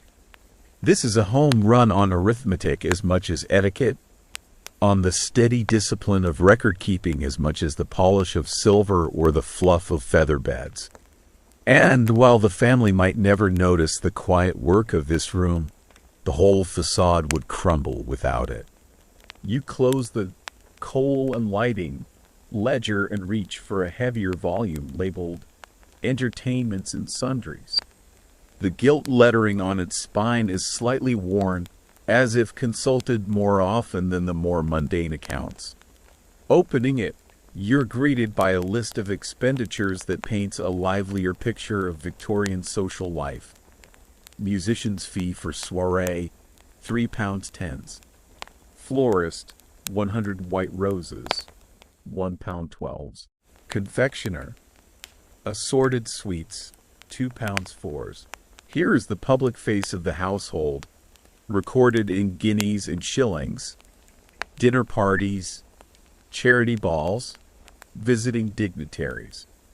The numbers are larger, the tone almost celebratory, but you can imagine the stress behind them, how every detail must align, how every guest must leave thinking the family's fortune is not only intact but thriving. Historians still argue whether such lavish spending boosted social standing enough to justify the cost, or if it merely bled estates dry under the pressure of keeping up appearances. One entry stands out: hire of extra footmen, 2 nights, 15s each. It's a reminder that even the illusion of a large permanent staff could be bought for special occasions, with temporary hires drilled in the household's ways for just long enough to fool the guests. The ledgers, unlike the drawing room chatter, don't bother with illusions. They list the truth in tidy ink, without judgment. A smaller envelope slips from between the pages as you turn them. Inside is a handwritten menu for a recent dinner: turtle soup, roast pheasant, blancmange, and a course labeled simply ices. You trace the neat loops of the script and think about the unseen work behind each dish. The cook's early morning preparation, the scullery maid's endless scrubbing, the kitchen's controlled chaos hidden behind the calm of the dining room. Your gaze drifts to the inkwell on the desk, its glass walls stained faintly blue from repeated fillings. A quill pen rests beside it, its nib darkened with use. You imagine the repetitive rhythm of writing in these books. Dip, scratch, blot, turn the page. Each line a quiet assertion of order against the chaos of the outside world. Leaning back, you let your eyes wander to the tall case clock in the corner. Its pendulum swings with measured authority, the ticking loud in the otherwise hushed room. Every household task, lighting fires, serving meals, airing rooms, revolves around time. But here the hours seem to stretch, marked not by action but by the slow filling of pages. On a lower shelf, you notice a smaller, more worn book titled Household Notes. Its pages are filled with a less formal hand, likely the mistress's. Here, in looser script, are reminders and observations. Order new muslin for curtains. Mrs. Finch late with poultry again. Speak to her. Check if arsenic content in wallpaper dyes truly dangerous. Ask chemist. You pause at that last note, a faint jolt running through you. It's one thing to speculate in hindsight, another to see a contemporary hand wondering the same, sliding the book back. You find yourself glancing once more at the neat columns of the ledgers on the desk. The life of this house is here in ink. The coal that keeps it warm, the gas that lights its evenings, the wages that feed and clothe its staff, the entertainments that keep its name alive in polite society. You run your gloved fingertips along the desk's edge. The surface is smooth, but here and there you feel faint indentations, places where years of writing have left their invisible marks. They're not visible in the glossy finish, but under your hand they're a kind of ghost record, proof that someone once sat here night after night, holding the numbers together. A knock at the door interrupts your quiet inventory. The butler steps in just far enough to give a polite bow. "If you've finished, ma'am, luncheon will be served shortly," he says, his voice calm but carrying the authority of the house's schedule. You nod, closing the last ledger and stacking it neatly where you found it. As you rise, the chair exhales another leathery sigh, and the fire pops once more in the grate. Stepping toward the door, you take a last glance at the room. The tall shelves, the waiting ledgers, the clock's steady pendulum. It's a portrait of control and calculation, a reminder that the elegance upstairs rests on the arithmetic kept here.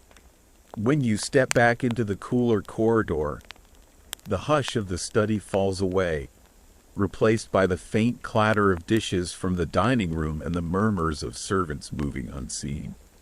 You realize you've been in the financial lungs of the house, breathing in numbers, exhaling decisions, and now it's time to return to the drawing room's polished performance.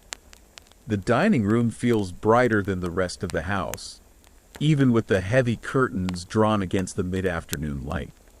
Gas lamps mounted high on the walls throw a steady, golden glow over the long table, which is already set with precision that borders on military discipline. Every fork aligned, every glass exactly where it ought to be. The damask tablecloth is so white it almost glows, its surface broken only by the gleam of silverware and the intricate folds of the napkins. You're shown to a seat about halfway down the table. Only a few places are set. This is not a grand banquet but a formal luncheon, and yet the ritual remains. As you lower yourself into the chair, you're acutely aware of the corset keeping your posture faultless and the gloves you must remove with deliberate care before eating. A footman appears at your side almost instantly, moving with a kind of invisible choreography. He places a shallow china bowl before you, steam curling up in delicate ribbons. The first course, a clear consommé, fragrant but almost austere in appearance. You take a cautious sip. It's rich and warming, the kind of dish designed to whet the appetite without overwhelming it. It would be easy to forget you're being watched, but in Victorian dining rooms, nothing goes unnoticed. Every action is quietly noted. The way you hold your spoon, how you break your bread, the pace at which you eat. Manners here are as much a performance as the meal itself. Historians still argue whether such rigid etiquette was meant to encourage civility or simply to reinforce social hierarchies. Either way, it keeps you alert to every gesture. The consommé is cleared with barely a whisper of porcelain against porcelain, and the next course arrives, a delicate slice of fish, glistening under a pale sauce. It smells faintly of lemon and butter, though the richness is tempered by an herbal note you can't quite place. You take a bite, the flesh tender enough to fall apart at the touch of your fork. It's elegant, yes, but in the back of your mind, you recall that fish in Victorian times was not always as fresh as one might hope. Ice was a luxury, and long transport could mask deterioration with sauces and spices. The footman reappears to refill your water glass, and you notice the bottle from which he pours. It's clear glass, stoppered with a cork, and you can't help but wonder about the lead content in the glass itself or the quality of the water. In an age before modern purification systems, even clear water could be deceptive. The next course arrives, meat, roasted to a deep mahogany. The knife glides through easily, revealing tender slices with a ribbon of fat along the edge. The aroma is rich and savory, making your mouth water. A small dish of vegetables accompanies it, though the vibrant colors suggest more care in presentation than in seasoning. You taste them anyway. Carrots, peas, perhaps a hint of onion, and note the faint sweetness that might come from a pinch of Sugar, a common Victorian practice to enhance vegetables. Conversation, if there were other diners, would be kept to polite topics. Weather, travel, literature. But here, you sit in the near silence broken only by the clink of silver and the muffled tread of the servants. It's a calm, almost hypnotic rhythm. Serve, eat, clear, repeat. And yet beneath it runs the knowledge that every bite could, in its own small way, carry a risk. Adulterated wine, preserved meats, lead-soldered tins. When the meat course is taken away, the air in the room seems subtly different. The aromas of the earlier dishes have faded, replaced by something sweeter drifting in from the kitchen. Dessert is coming, and with it, perhaps, a change in the unspoken tension that comes with dining under observation. You rest your hands lightly on the table, waiting, the ticking of the mantel clock syncing with your own slow breaths. The fire crackles softly in the grate, the sound a reminder that, for all the refinement here, this is still a house powered by coal and human labor, neither of which is as pristine as the table setting suggests. The footman returns, bearing a small silver tray with the next course. Game. Today it is pheasant, the skin roasted to a rich brown, the meat garnished with a sprig of parsley and served alongside a dark, glossy sauce. The aroma is enticing, but a cautious thought slips in.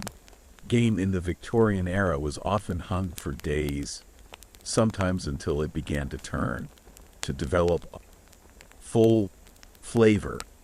For modern palates, that could easily translate to questionable freshness. You cut into the meat, finding it tender but with that unmistakable wild tang. The sauce tempers it, rich with wine and perhaps a hint of juniper, but you can't help recalling that wines of this period were frequently adulterated with additives, sometimes lead-based sweeteners, sometimes dubious dyes to deepen the color. Historians still argue whether such practices were universally known or quietly tolerated among the upper classes in exchange for aesthetic perfection. The vegetables accompanying the pheasant are more substantial this time.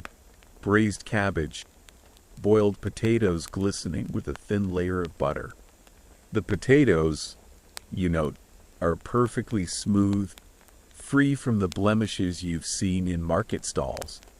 This speaks to a careful kitchen staff and a budget that allows for the best produce. Another layer of refinement in a household that runs on appearances as much as taste. A second footman appears, presenting a small bread roll still warm from the oven. The crust is thin and crisp, the interior soft, though the flavor carries a faint mineral tang, perhaps from the water used in the dough. You spread a little of the pale butter across it, knowing that, unpasteurized, it is another calculated gamble. When the game is cleared, a pause follows, a moment for diners to rest, for conversation to flow. In houses like this, such pauses are deliberate, giving servants time to prepare the next course and guests a chance to digest both food and social cues. You glance toward the tall sideboard, where a row of covered dishes waits, the polished lids reflecting the gaslight in distorted ovals. Dessert arrives on fine china plates, a pale, trembling blancmange molded into a perfect dome, flanked by preserved fruits glistening in syrup. The blancmange is cool and creamy on your tongue, lightly flavored with almond. The preserved fruits are intensely sweet, their sharpness softened by long cooking. You recall that sugar, though more affordable than in earlier centuries, still carries a certain prestige here. Its generous use is both a flavor choice and a status signal. The footman then pours a small glass of dessert wine, its amber color catching the light. The sweetness is immediate, clinging to your palate. You sip slowly, aware of the faint chemical edge beneath the honeyed flavor, perhaps from the casks, perhaps from a fortification that might include substances best left unnamed. The mantel clock strikes softly, marking the passage of the meal. Each course has been a display of skill, of resources, of the invisible network that brings ingredients from market to table in the exact condition the household desires. And yet, for all the beauty and precision, each dish is also a reminder of the invisible risks built into Victorian dining. Preservation without modern refrigeration, embellishment without regulation, flavor enhancement without chemical safety standards. The final dessert plate is cleared, replaced by a shallow dish of dried fruits and nuts. These are to linger over, perhaps with tea or coffee. You choose a single fig, its sweetness deep and earthy, and a walnut, its shell already cracked. The ritual of ending a meal this way is slower, almost meditative, but it's also a signal. The formal portion is over, the drawing room awaits, and with it, a change in the performance. You take one last sip of dessert wine, feeling the warmth spread through your chest, before setting the glass down carefully. The footman gives a small bow, and the dining room begins its gentle transformation back into a waiting stage for the next meal. You rise from the table as the footman draws back your chair, his movements silent and precise. The dining room feels subtly cooler without the steam of hot dishes and the mingled scents of roasted meats, rich sauces, and warm bread. The gas lights still burn steadily, but their glow seems softer now, as if the room itself is exhaling after the formalities of the meal. The butler appears near the doorway, a presence as much as a person, and gestures toward the adjoining drawing room. In a proper Victorian household, the ladies withdraw first, leaving the gentlemen to linger over port, cigars, and conversation that is not meant to be shared outside their company. You, however, walk alone, escorted only by the faint rustle of your skirts and the measured tread of the footman who opens the next door for you. The drawing room is warmer, both in temperature and tone.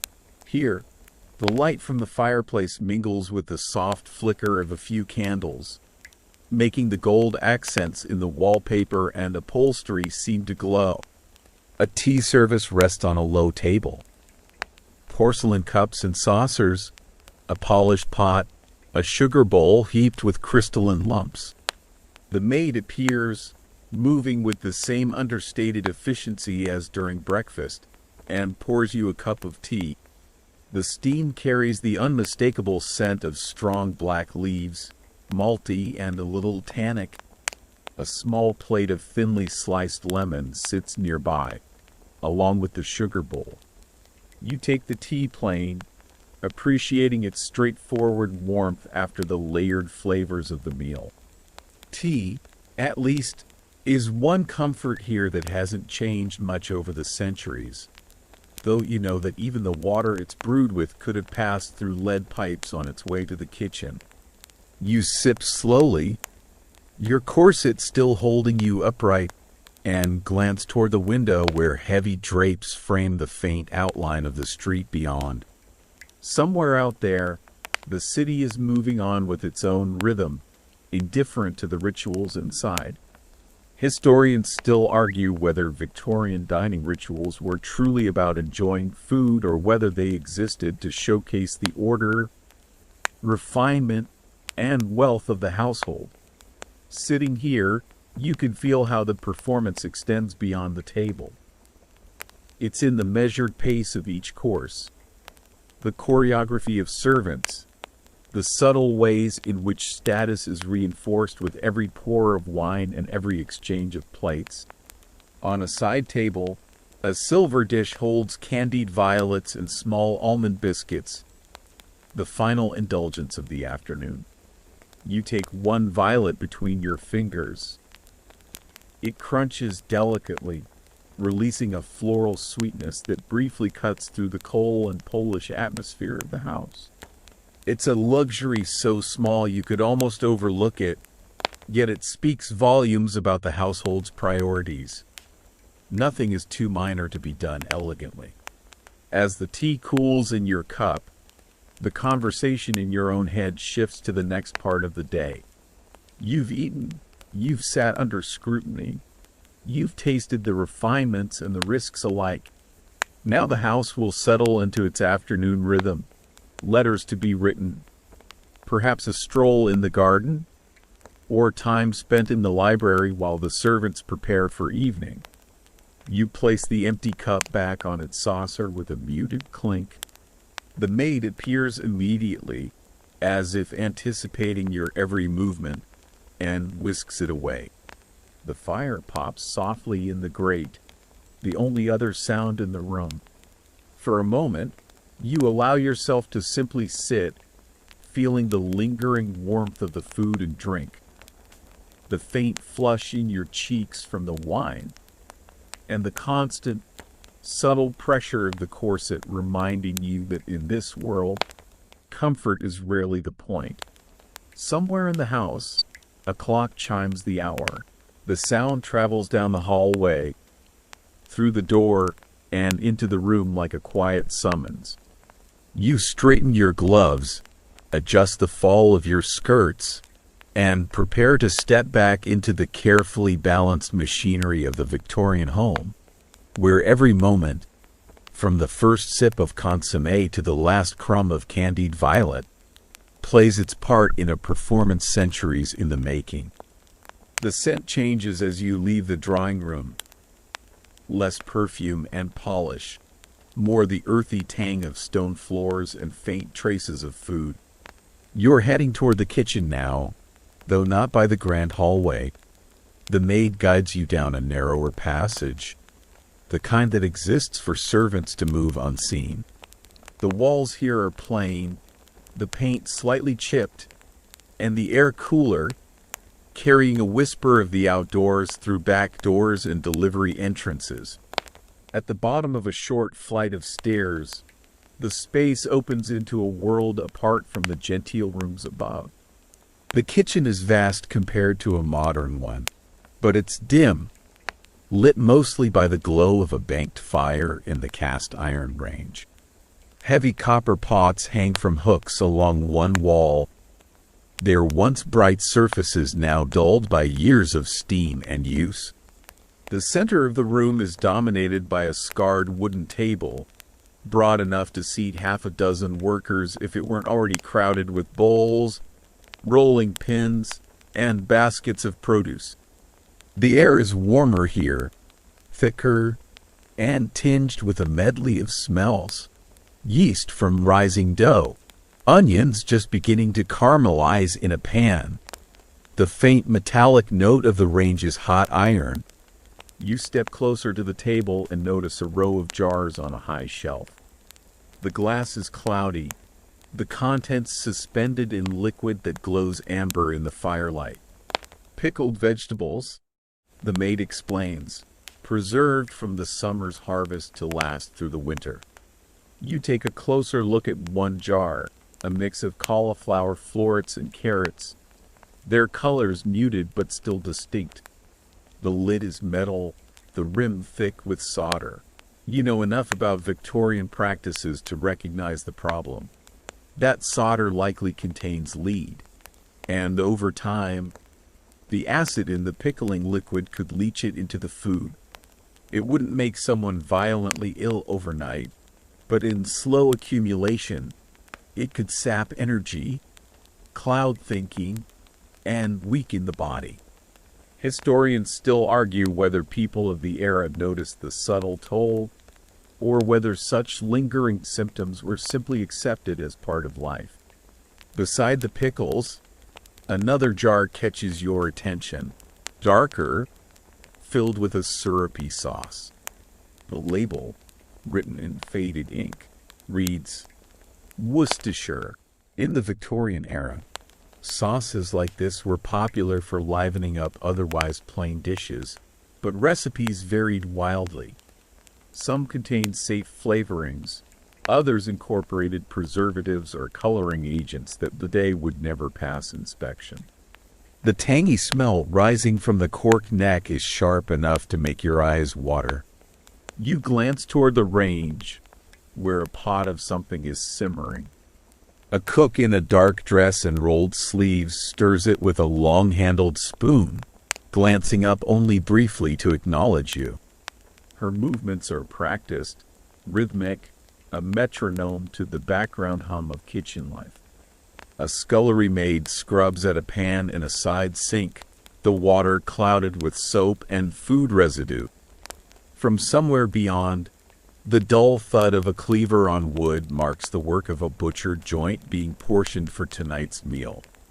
The kitchen is alive with motion, but it's also a gallery of potential hazards.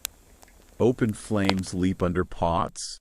Knives gleam beside half-chopped vegetables. Steam curls upward in clouds that could scald in a heartbeat. The floor is damp in patches, worn smooth in others, and you have to watch your step to avoid slipping. Your gaze returns to the jars, imagining the invisible risks tucked neatly into these shelves. It's strange. Upstairs, dangers hide in beautiful wallpapers and glittering dinner glasses.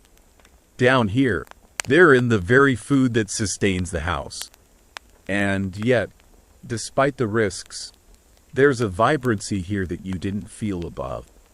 The kitchen is honest about its mess, its heat, its labor. There's no illusion to maintain, no pretense of effortless perfection.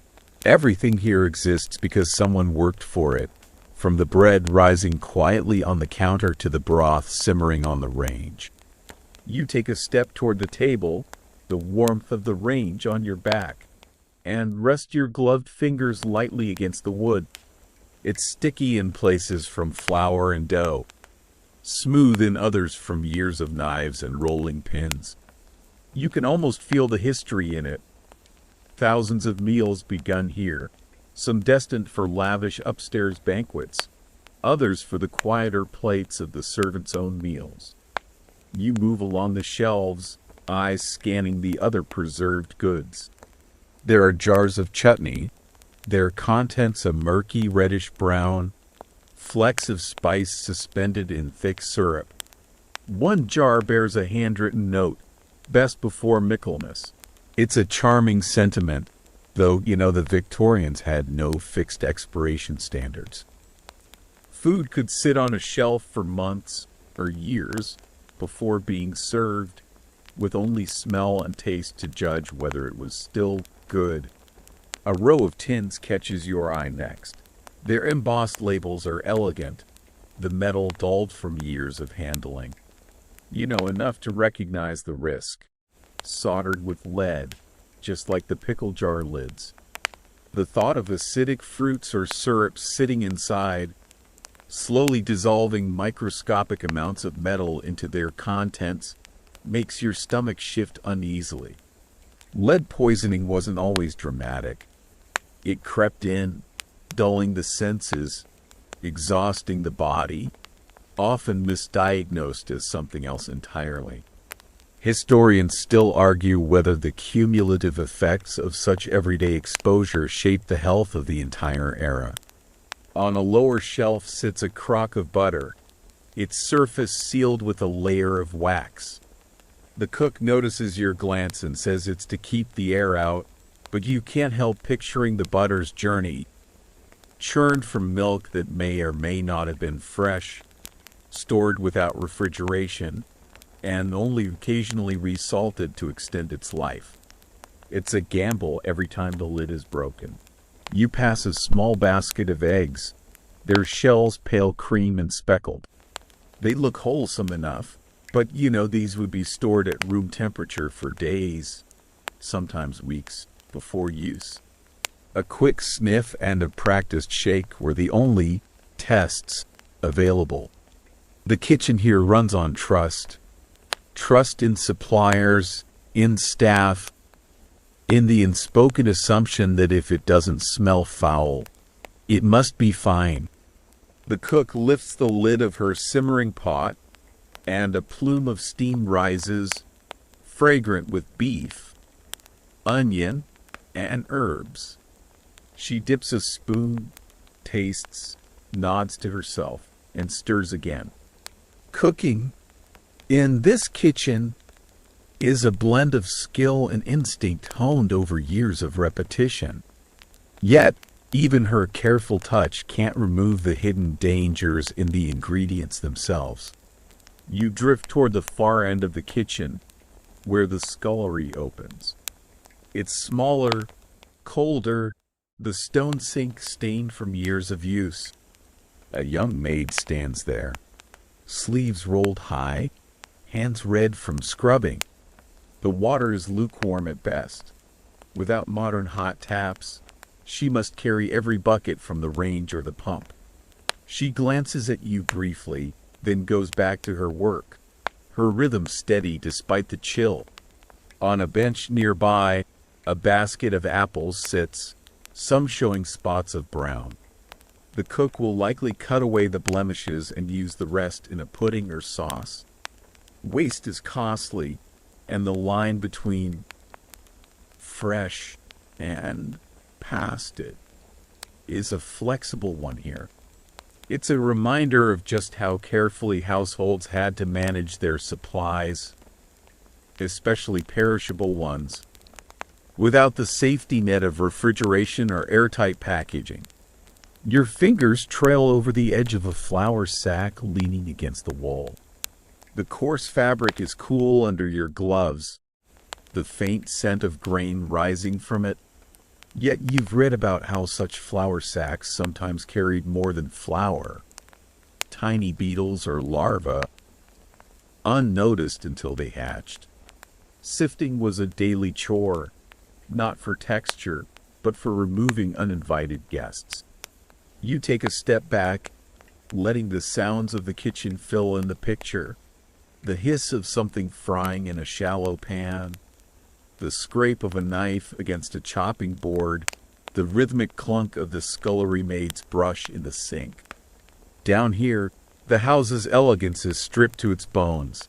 Every plate served upstairs begins here, amid the heat, the damp, the hazards, and the craft.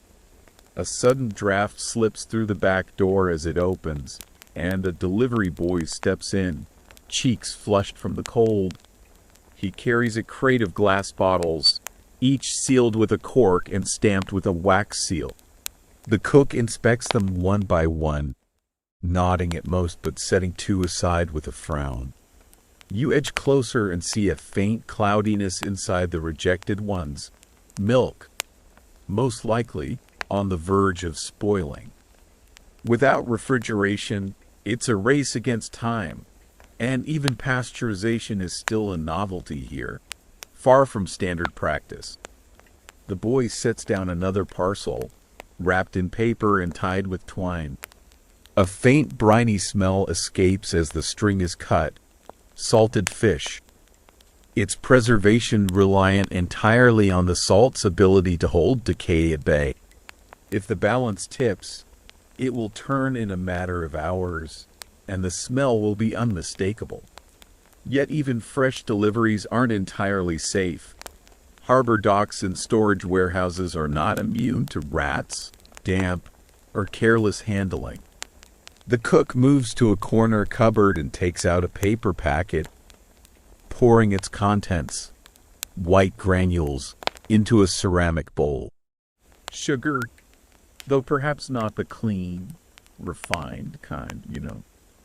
In this era, sugar could be stretched with additives, from powdered rice to, in rare but alarming cases, chalk or even ground bone. The gleaming whiteness upstairs might have been achieved through lead-based bleaching agents, though no one here would speak of such things aloud. On the table, The maid begins preparing pastry, her fingers deftly cutting cold lard into the flour. She works quickly, perhaps because she knows the lard will soften too much if it lingers in the warm kitchen air.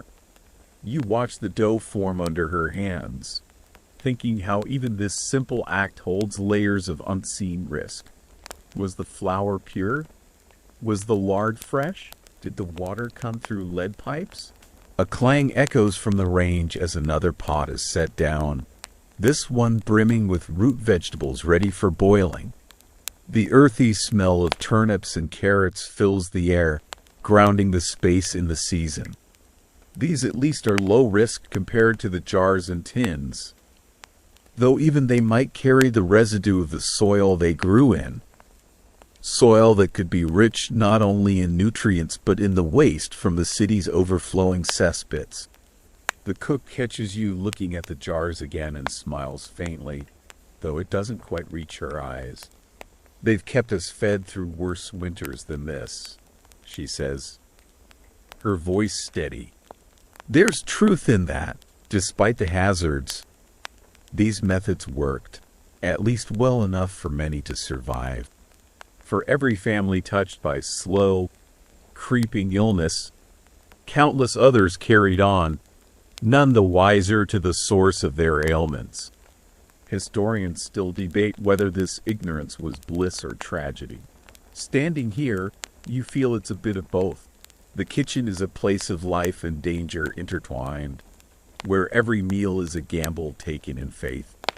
It's also where the house feels most human, messy, imperfect, alive. As you turn to leave, the cook wipes her hands and nods to the maid, who picks up a small basket and follows you toward the door. Inside are 2 jars, one of pickled vegetables, one of chutney, meant for the table upstairs later. The maid carries them as if they were nothing special, and perhaps in her eyes they aren't. They are simply food, the same way the air here is simply air. Never mind the coal dust, the damp, or the smoke from the range. You step back into the narrow corridor, the sounds of the kitchen fading behind you. The air is cooler here, cleaner in a way, but it lacks the richness, the heartbeat of that space. You realize you'll never look at a jar of pickles quite the same again, not without seeing the ghost of lead in the solder, the shadow of slow poison behind the bright brine. Back in the quieter corridors of the house, the difference is immediate. The clatter and warmth of the kitchen dissolve into the muffled hush of thick carpets and polished wood. You're heading toward the drawing room again, though this time your mind is carrying more than the image of jars and steaming pots. It's holding a ledger of hidden threats that seems to grow heavier with every step. And then you remember something the maid mentioned earlier, almost in passing. Matches. It seems trivial at first. Of course, a house needs matches to light candles and fires, but in Victorian England, matches were often made with white phosphorus. To a casual user, they worked fine. To the workers who made them, especially young women in match factories, they were a slow, devastating death sentence. They called it saucy job, a disease so horrific it sounds like a cautionary tale. White phosphorus, inhaled or absorbed through the gums, would eat away at the jawbone from the inside, causing swelling, abscesses, and an unmistakable sickly sweet smell. In the worst cases, the bone itself would glow faintly in the dark. You picture a girl no older than 15, working in the dim heat of a match factory, her face lit by a ghostly light she cannot escape. Historians still argue whether the glow was entirely phosphorus or partly myth, yet the medical records of the bone decay are tragically real. Here, in a fine Victorian home, the danger is more remote. Matches are tucked neatly into a small silver case by the mantel, their danger invisible to the hands that strike them. But the fact that these small sticks of convenience are linked to such suffering gives the air an extra weight. It's a reminder that even the most elegant households are tethered to the labor and risks of the world beyond their walls.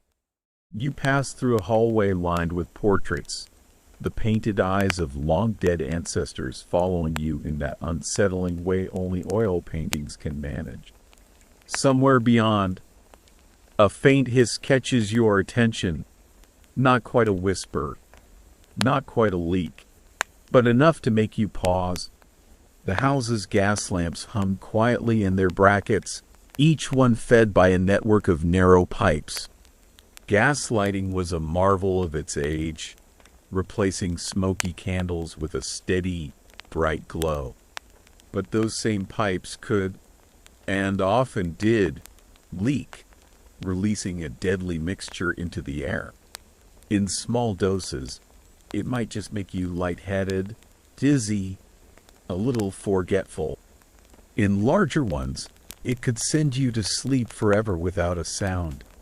And then there's carbon monoxide, the truly silent killer, seeping into rooms from faulty flues or blocked chimneys. The Victorians didn't have detectors or alarms, just an instinct to open a window if they felt off, though that instinct wasn't always quick enough. The hiss fades as you move on, though it leaves a prickle at the back of your neck. Your mind flits back to the wallpaper in your room, its arsenic pigment glowing faintly in memory, to the lead soldered jars in the kitchen, to the matches upstairs waiting in their silver case. One by one, the house is revealing its invisible teeth, and you realize the true danger here isn't in any one thing. It's in the cumulative effect of living among all of them at once. You step into the library, where the air smells faintly of leather and paper. Sunlight, filtered through heavy curtains, catches the gold lettering on a row of spines. You run a finger along them, pausing when you remember. Some Victorian book covers were dyed with the same toxic pigments as wallpaper and clothing. Even the objects meant to feed the mind could poison the body, given enough time. The thought lingers as you cross to the writing desk. A small box of sealing wax sits at the corner, the sticks tinted a deep, almost luminous red. Beautiful, but mercury-based pigments often gave such wax its rich color. It seems no corner of this house is free from the touch of danger. You lower yourself into the library chair, the leather creaking softly beneath you. For a moment, it feels almost safe, warm, insulated, like the dangers might be kept at bay by the sheer weight of books and the polished calm of the room. But as your eyes drift over the desk, you notice something else. An inkwell, its glass catching the light. The ink inside is a deep, almost velvety black. You know enough history to suspect that some Victorian inks were mixed with compounds like iron gall or even trace amounts of toxic metals for permanence and richness of color. It's unlikely you'd get sick from writing a letter or two, but for the clerks, writers, and children in schools who used it daily, the exposure added up. A stack of letters lies beside the inkwell, tied neatly with a ribbon. The paper feels thick under your fingers, almost plush, but there's that telltale chemical tang again. Paper bleaching in the Victorian era sometimes involved chlorine, which could linger faintly if not rinsed well. It's one of those details that you'd never notice if you weren't looking for it, but now you are, and it's hard to unnotice. From somewhere in the corridor, you hear the muffled sound of a bell being rung, a delicate, single chime that calls for a servant. You ignore it for now, more drawn to the room's curiosities. Along the mantel, taxidermy birds stand in still perfection, glass eyes catching the dim light. They're beautiful in a somber, almost tragic way. Yet you can't forget that many Victorian taxidermists used arsenic as a preservative, dusting it into feathers and fur. It kept pests away but lingered as a fine powder, a risk to anyone who handled the specimens later. Historians still argue whether the arsenic in these displays posed much of a danger in a household setting, but the fact remains, every object here has a story, and many of those stories come with a shadow. You drift toward a display cabinet filled with mineral specimens, each carefully labeled. The glittering reds and yellows are mesmerizing until you remember that minerals like cinnabar, mercury sulfide, and realgar, arsenic sulfide, are not just pretty. They're dangerously toxic if handled too freely.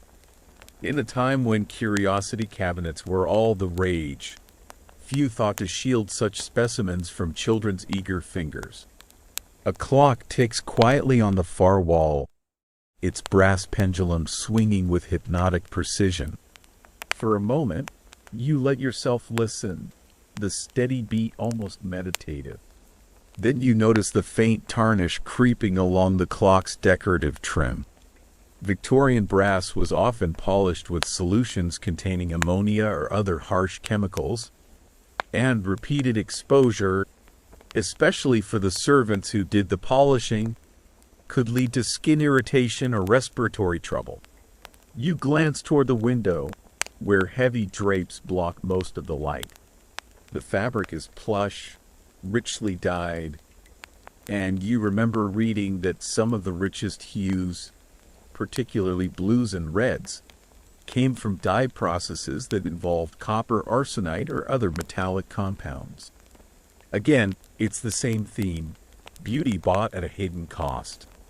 On the desk, a leather-bound diary lies open, a fountain pen resting across its pages. The ink here is still fresh, the last entry dated yesterday. It's an inventory of household expenses, written in neat, slanted hand, coal deliveries, fabric purchases, wages. You recall how carefully every penny was tracked here, and how much of that money went toward items and materials that, in hindsight, were hazards in disguise. The room feels different now, less a sanctuary, more a gallery of risks dressed in refinement. It's not just this space, you realize, it's the entire house. The danger is not in the occasional broken step or stray ember, but in the constant, low-level exposure to things no one at the time thought twice about. The thought makes you grip the chair arms a little tighter, as though bracing yourself against a realization that's heavier than it seems.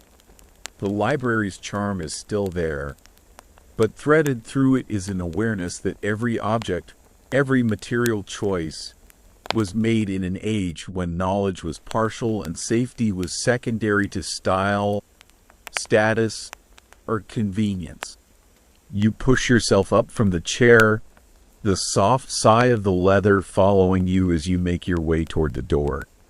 Outside, the hallway is quieter now, though the faint scent of gas still clings to the air. You pause to glance at a wall-mounted lamp, its glass chimney casting a steady light. It's beautiful in a way, a warm amber glow that modern bulbs can't quite replicate. But it's also a reminder that any crack in the pipe, any careless turn of a valve, could turn this soft glow into a silent hazard. As you wander deeper into the corridor, you catch sight of a narrow staircase, the servants' stairs. Steep and dimly lit, they wind upward like something out of a Gothic novel. You hesitate, one hand on the banister.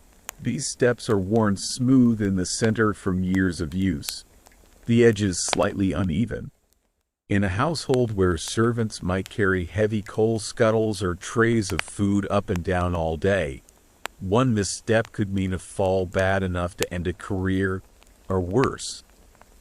And yet, This was simply the architecture of the time, efficient for space, but unforgiving in design. The upper landing opens into a smaller corridor lined with doors. One is ajar, revealing a sewing room. Inside, a dressmaker's dummy stands in the center, half draped in emerald silk. The green is so vivid it almost hums in the low light, and you instantly recall the arsenic pigments used in such fabrics. The sewing table is cluttered with spools of thread, scissors, and a small jar containing loose buttons, many of them coated in enamel paints that might themselves be laced with lead. Historians still debate how much direct harm these materials caused to the women who sewed them, since most of the pigment was bound into the fibers. But tailors and seamstresses working long hours with such cloth sometimes complained of headaches, sore throats, and raw fingertips, symptoms now easily linked to low-level toxic exposure.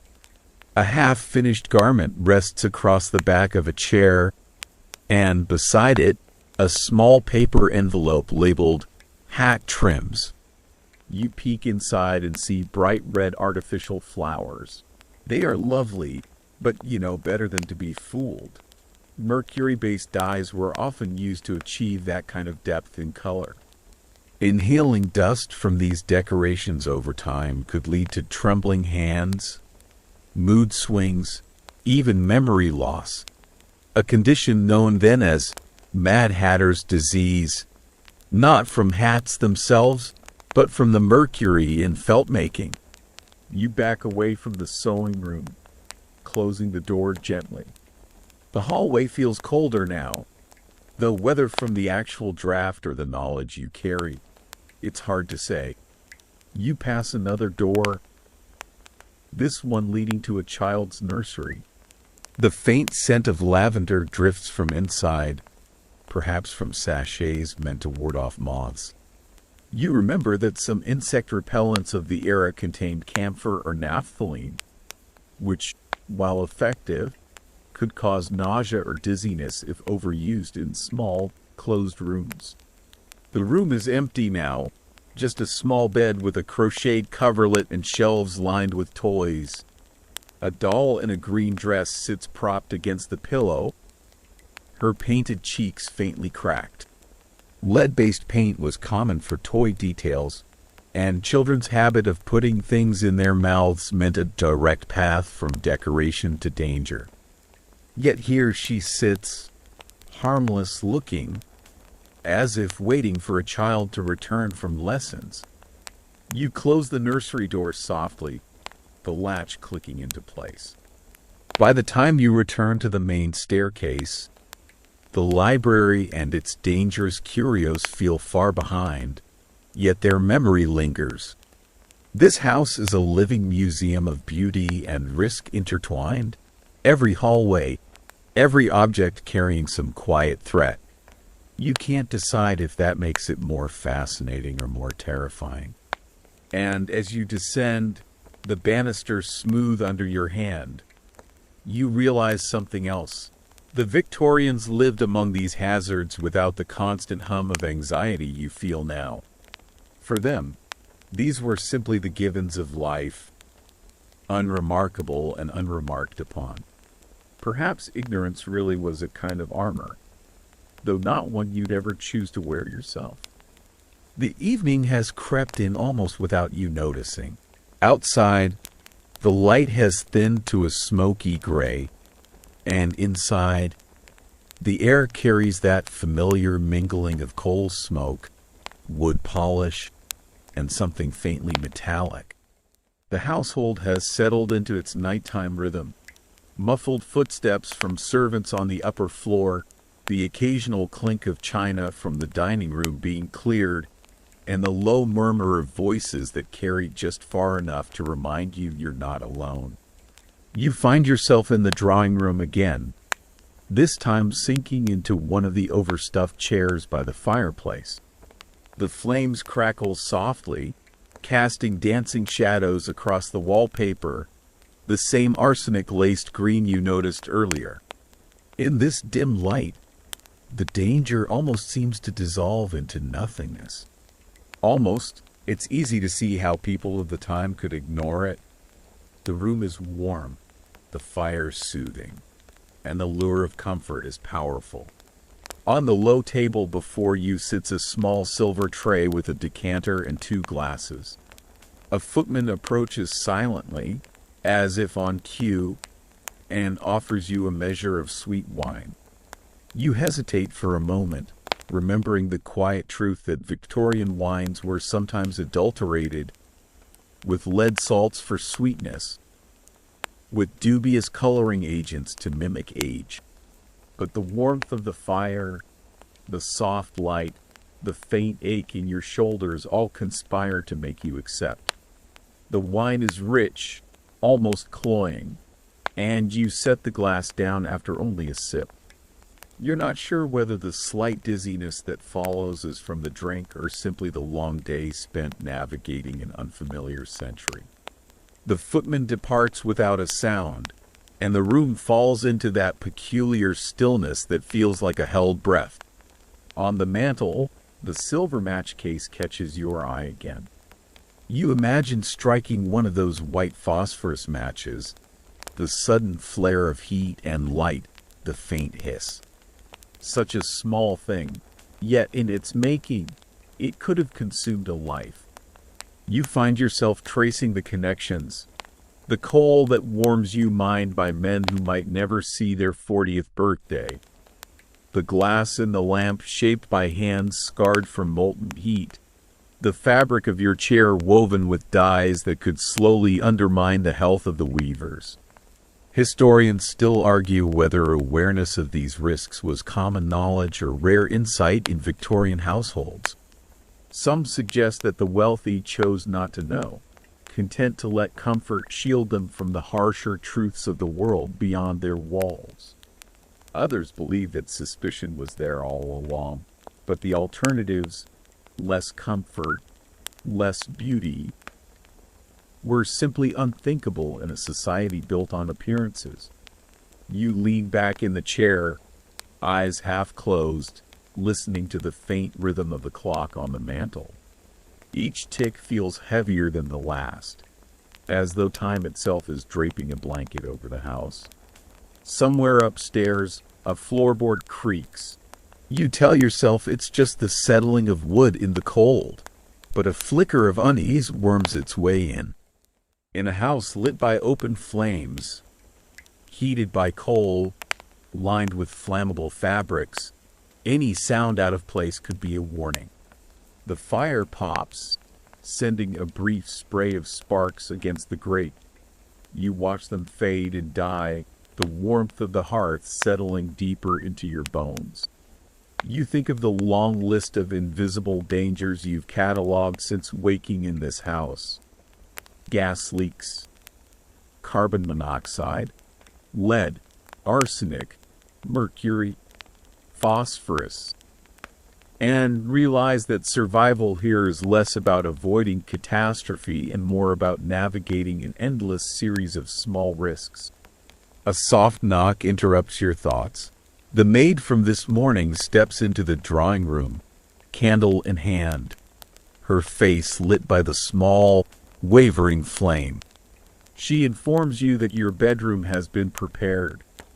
The bed turned down, a warming pan passed between the sheets to take off the chill.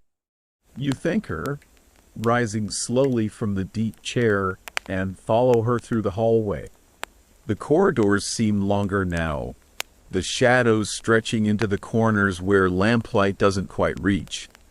As you climb the main staircase, you notice the faint hiss of a gas lamp somewhere nearby, its mantle glowing a steady white. That quiet sound, so normal to Victorian ears, now feels like the whisper of a potential hazard. A reminder that the same fixture offering safety from darkness could also be the source of an unseen, odorless threat. Your bedroom is just as you left it earlier. The fire in the grate still burning low, casting a gentle warmth across the thick quilts. On the washstand, a porcelain basin gleams in the firelight. A fresh pitcher of hot water stands ready for your use, steam curling into the cool air. The maid sets the candle on the mantel and withdraws, closing the door softly behind her. You move toward the bed, running your fingers along the heavy fabric of the coverlet. It's warm from the brass warming pan, but the faint metallic tang of heated metal lingers in the air. The sensation is oddly comforting, even if you can't help thinking about how many times in history these very pans caused accidents. If left too long, they could scorch sheets or even start fires. In the corner of the room, a small cabinet stands slightly ajar. You pull it open to find an assortment of bottles, liniments, tonics, and tinctures, each with paper labels in ornate script. Many of them promise relief from ailments with ingredients that sound harmless, until you remember that Victorian remedies often contained opium, laudanum, or antimony. For the Victorians, the line between medicine and poison was a thin one indeed. Historians still argue whether the upper classes genuinely believed in the curative powers of these concoctions or simply accepted them as part of the medical landscape of the time. Either way, they were consumed without hesitation, the trust placed in their efficacy often outweighing any caution about their contents. You catch sight of yourself in the wavy mirror above the washstand, the distortion making your features seem strange, as though you're already slipping into another self, one more suited to this place and time. The dress you wear, with its fitted bodice and long skirt, feels heavier now that the day's end has come. Each layer, each seam, seems to carry the dust, scents, and perhaps even traces of the countless materials you've encountered today. Outside, the wind rises, rattling the window panes in their frames. It's the kind of sound that could lull you into sleep or keep you on edge, depending on your mood. You cross the room to latch the window tightly, noticing as you do that the frame's paint is chipped in places. That paint, too, could well be lead-based.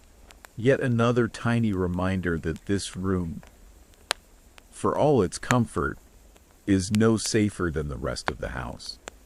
You return to the bed, easing yourself under the covers. The warmth envelopes you immediately, but your mind is still turning over the day's impressions. The beauty, the danger, the odd blend of refinement and risk that defines every corner of this Victorian home. It's hard to imagine living like this for years, much less a lifetime, without the awareness that modern hindsight affords you. And yet, as the fire's glow softens and your eyes grow heavier, the thought occurs to you. Perhaps you wouldn't notice, either, if this were truly your world. Perhaps you'd simply accept the hazards as part of life, invisible in their familiarity. Sleep should come easily after such a day, but your mind refuses to settle. The fire has burned down to a deep bed of embers, their red glow pulsing gently in the grate. You lie there, listening to the small sounds of the house. The faint creak of beams contracting in the cold, the muted shuffle of a servant's step far away, the soft ticking of the mantel clock marking each second. It's in this quiet that you start to catalog the hidden killers one last time. The wallpaper, rich with arsenic pigment, the wine sweetened with lead salts, the milk and water free of pasteurization or modern purification, the warming pan capable of igniting a bed, the medicine cabinet full of chemical poisons sold as cures, the gas lamps ready to leak deadly fumes with a careless twist, the fabrics steeped in mercury and other dyes that could slowly undermine health. It's a list that feels endless. A floorboard groans near the far wall, and for a brief, irrational moment you imagine the entire house leaning toward you, whispering in a language of wood and plaster. It's not fear exactly, more the sensation of being inside something alive, something that breathes and shifts while you lie still. In the Victorian mind, such noises might be explained away as nothing more than the house settling, but you can't help thinking that every creak is a reminder of the fragility built into the beauty. Historians still argue whether this blend of elegance and danger was simply the unavoidable byproduct of the era's technology, or whether it was an unspoken price willingly paid for status and comfort. Either way, you're certain of one thing. Living here would mean accepting that the very walls, floors, and furnishings were both home and hazard. The wind outside picks up again, brushing bare tree branches against the glass like skeletal fingers. You close your eyes, pulling the covers higher, and focus on the warmth that surrounds you. The mattress is still lumpy with horsehair, the springs pressing oddly, but the weight of the blankets pins you in place, cocooned. Gradually, the house's murmurs fade into the background. Your breathing slows, the day's images softening at the edges, until the glow of embers becomes the glow of dreamlight, and the sound of the wind becomes the sound of nothing at all. You drift toward sleep with the unshakable awareness that, come morning, this Victorian world will be waiting, hazards and all. The fire in the grate has dwindled to its faintest embers, each one a tiny island of warmth in a sea of cooling ash. The room holds a stillness now that feels almost sacred, the sort of quiet that presses gently against your ears and slows your thoughts without you even noticing. Outside, the wind no longer rattles the panes. It only sighs softly, like a tired friend settling into rest.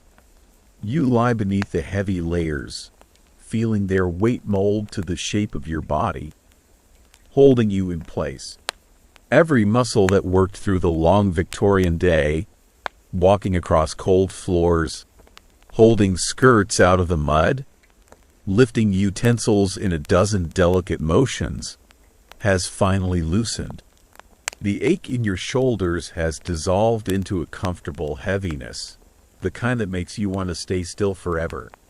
Somewhere deep in the house, a door closes with a muffled click.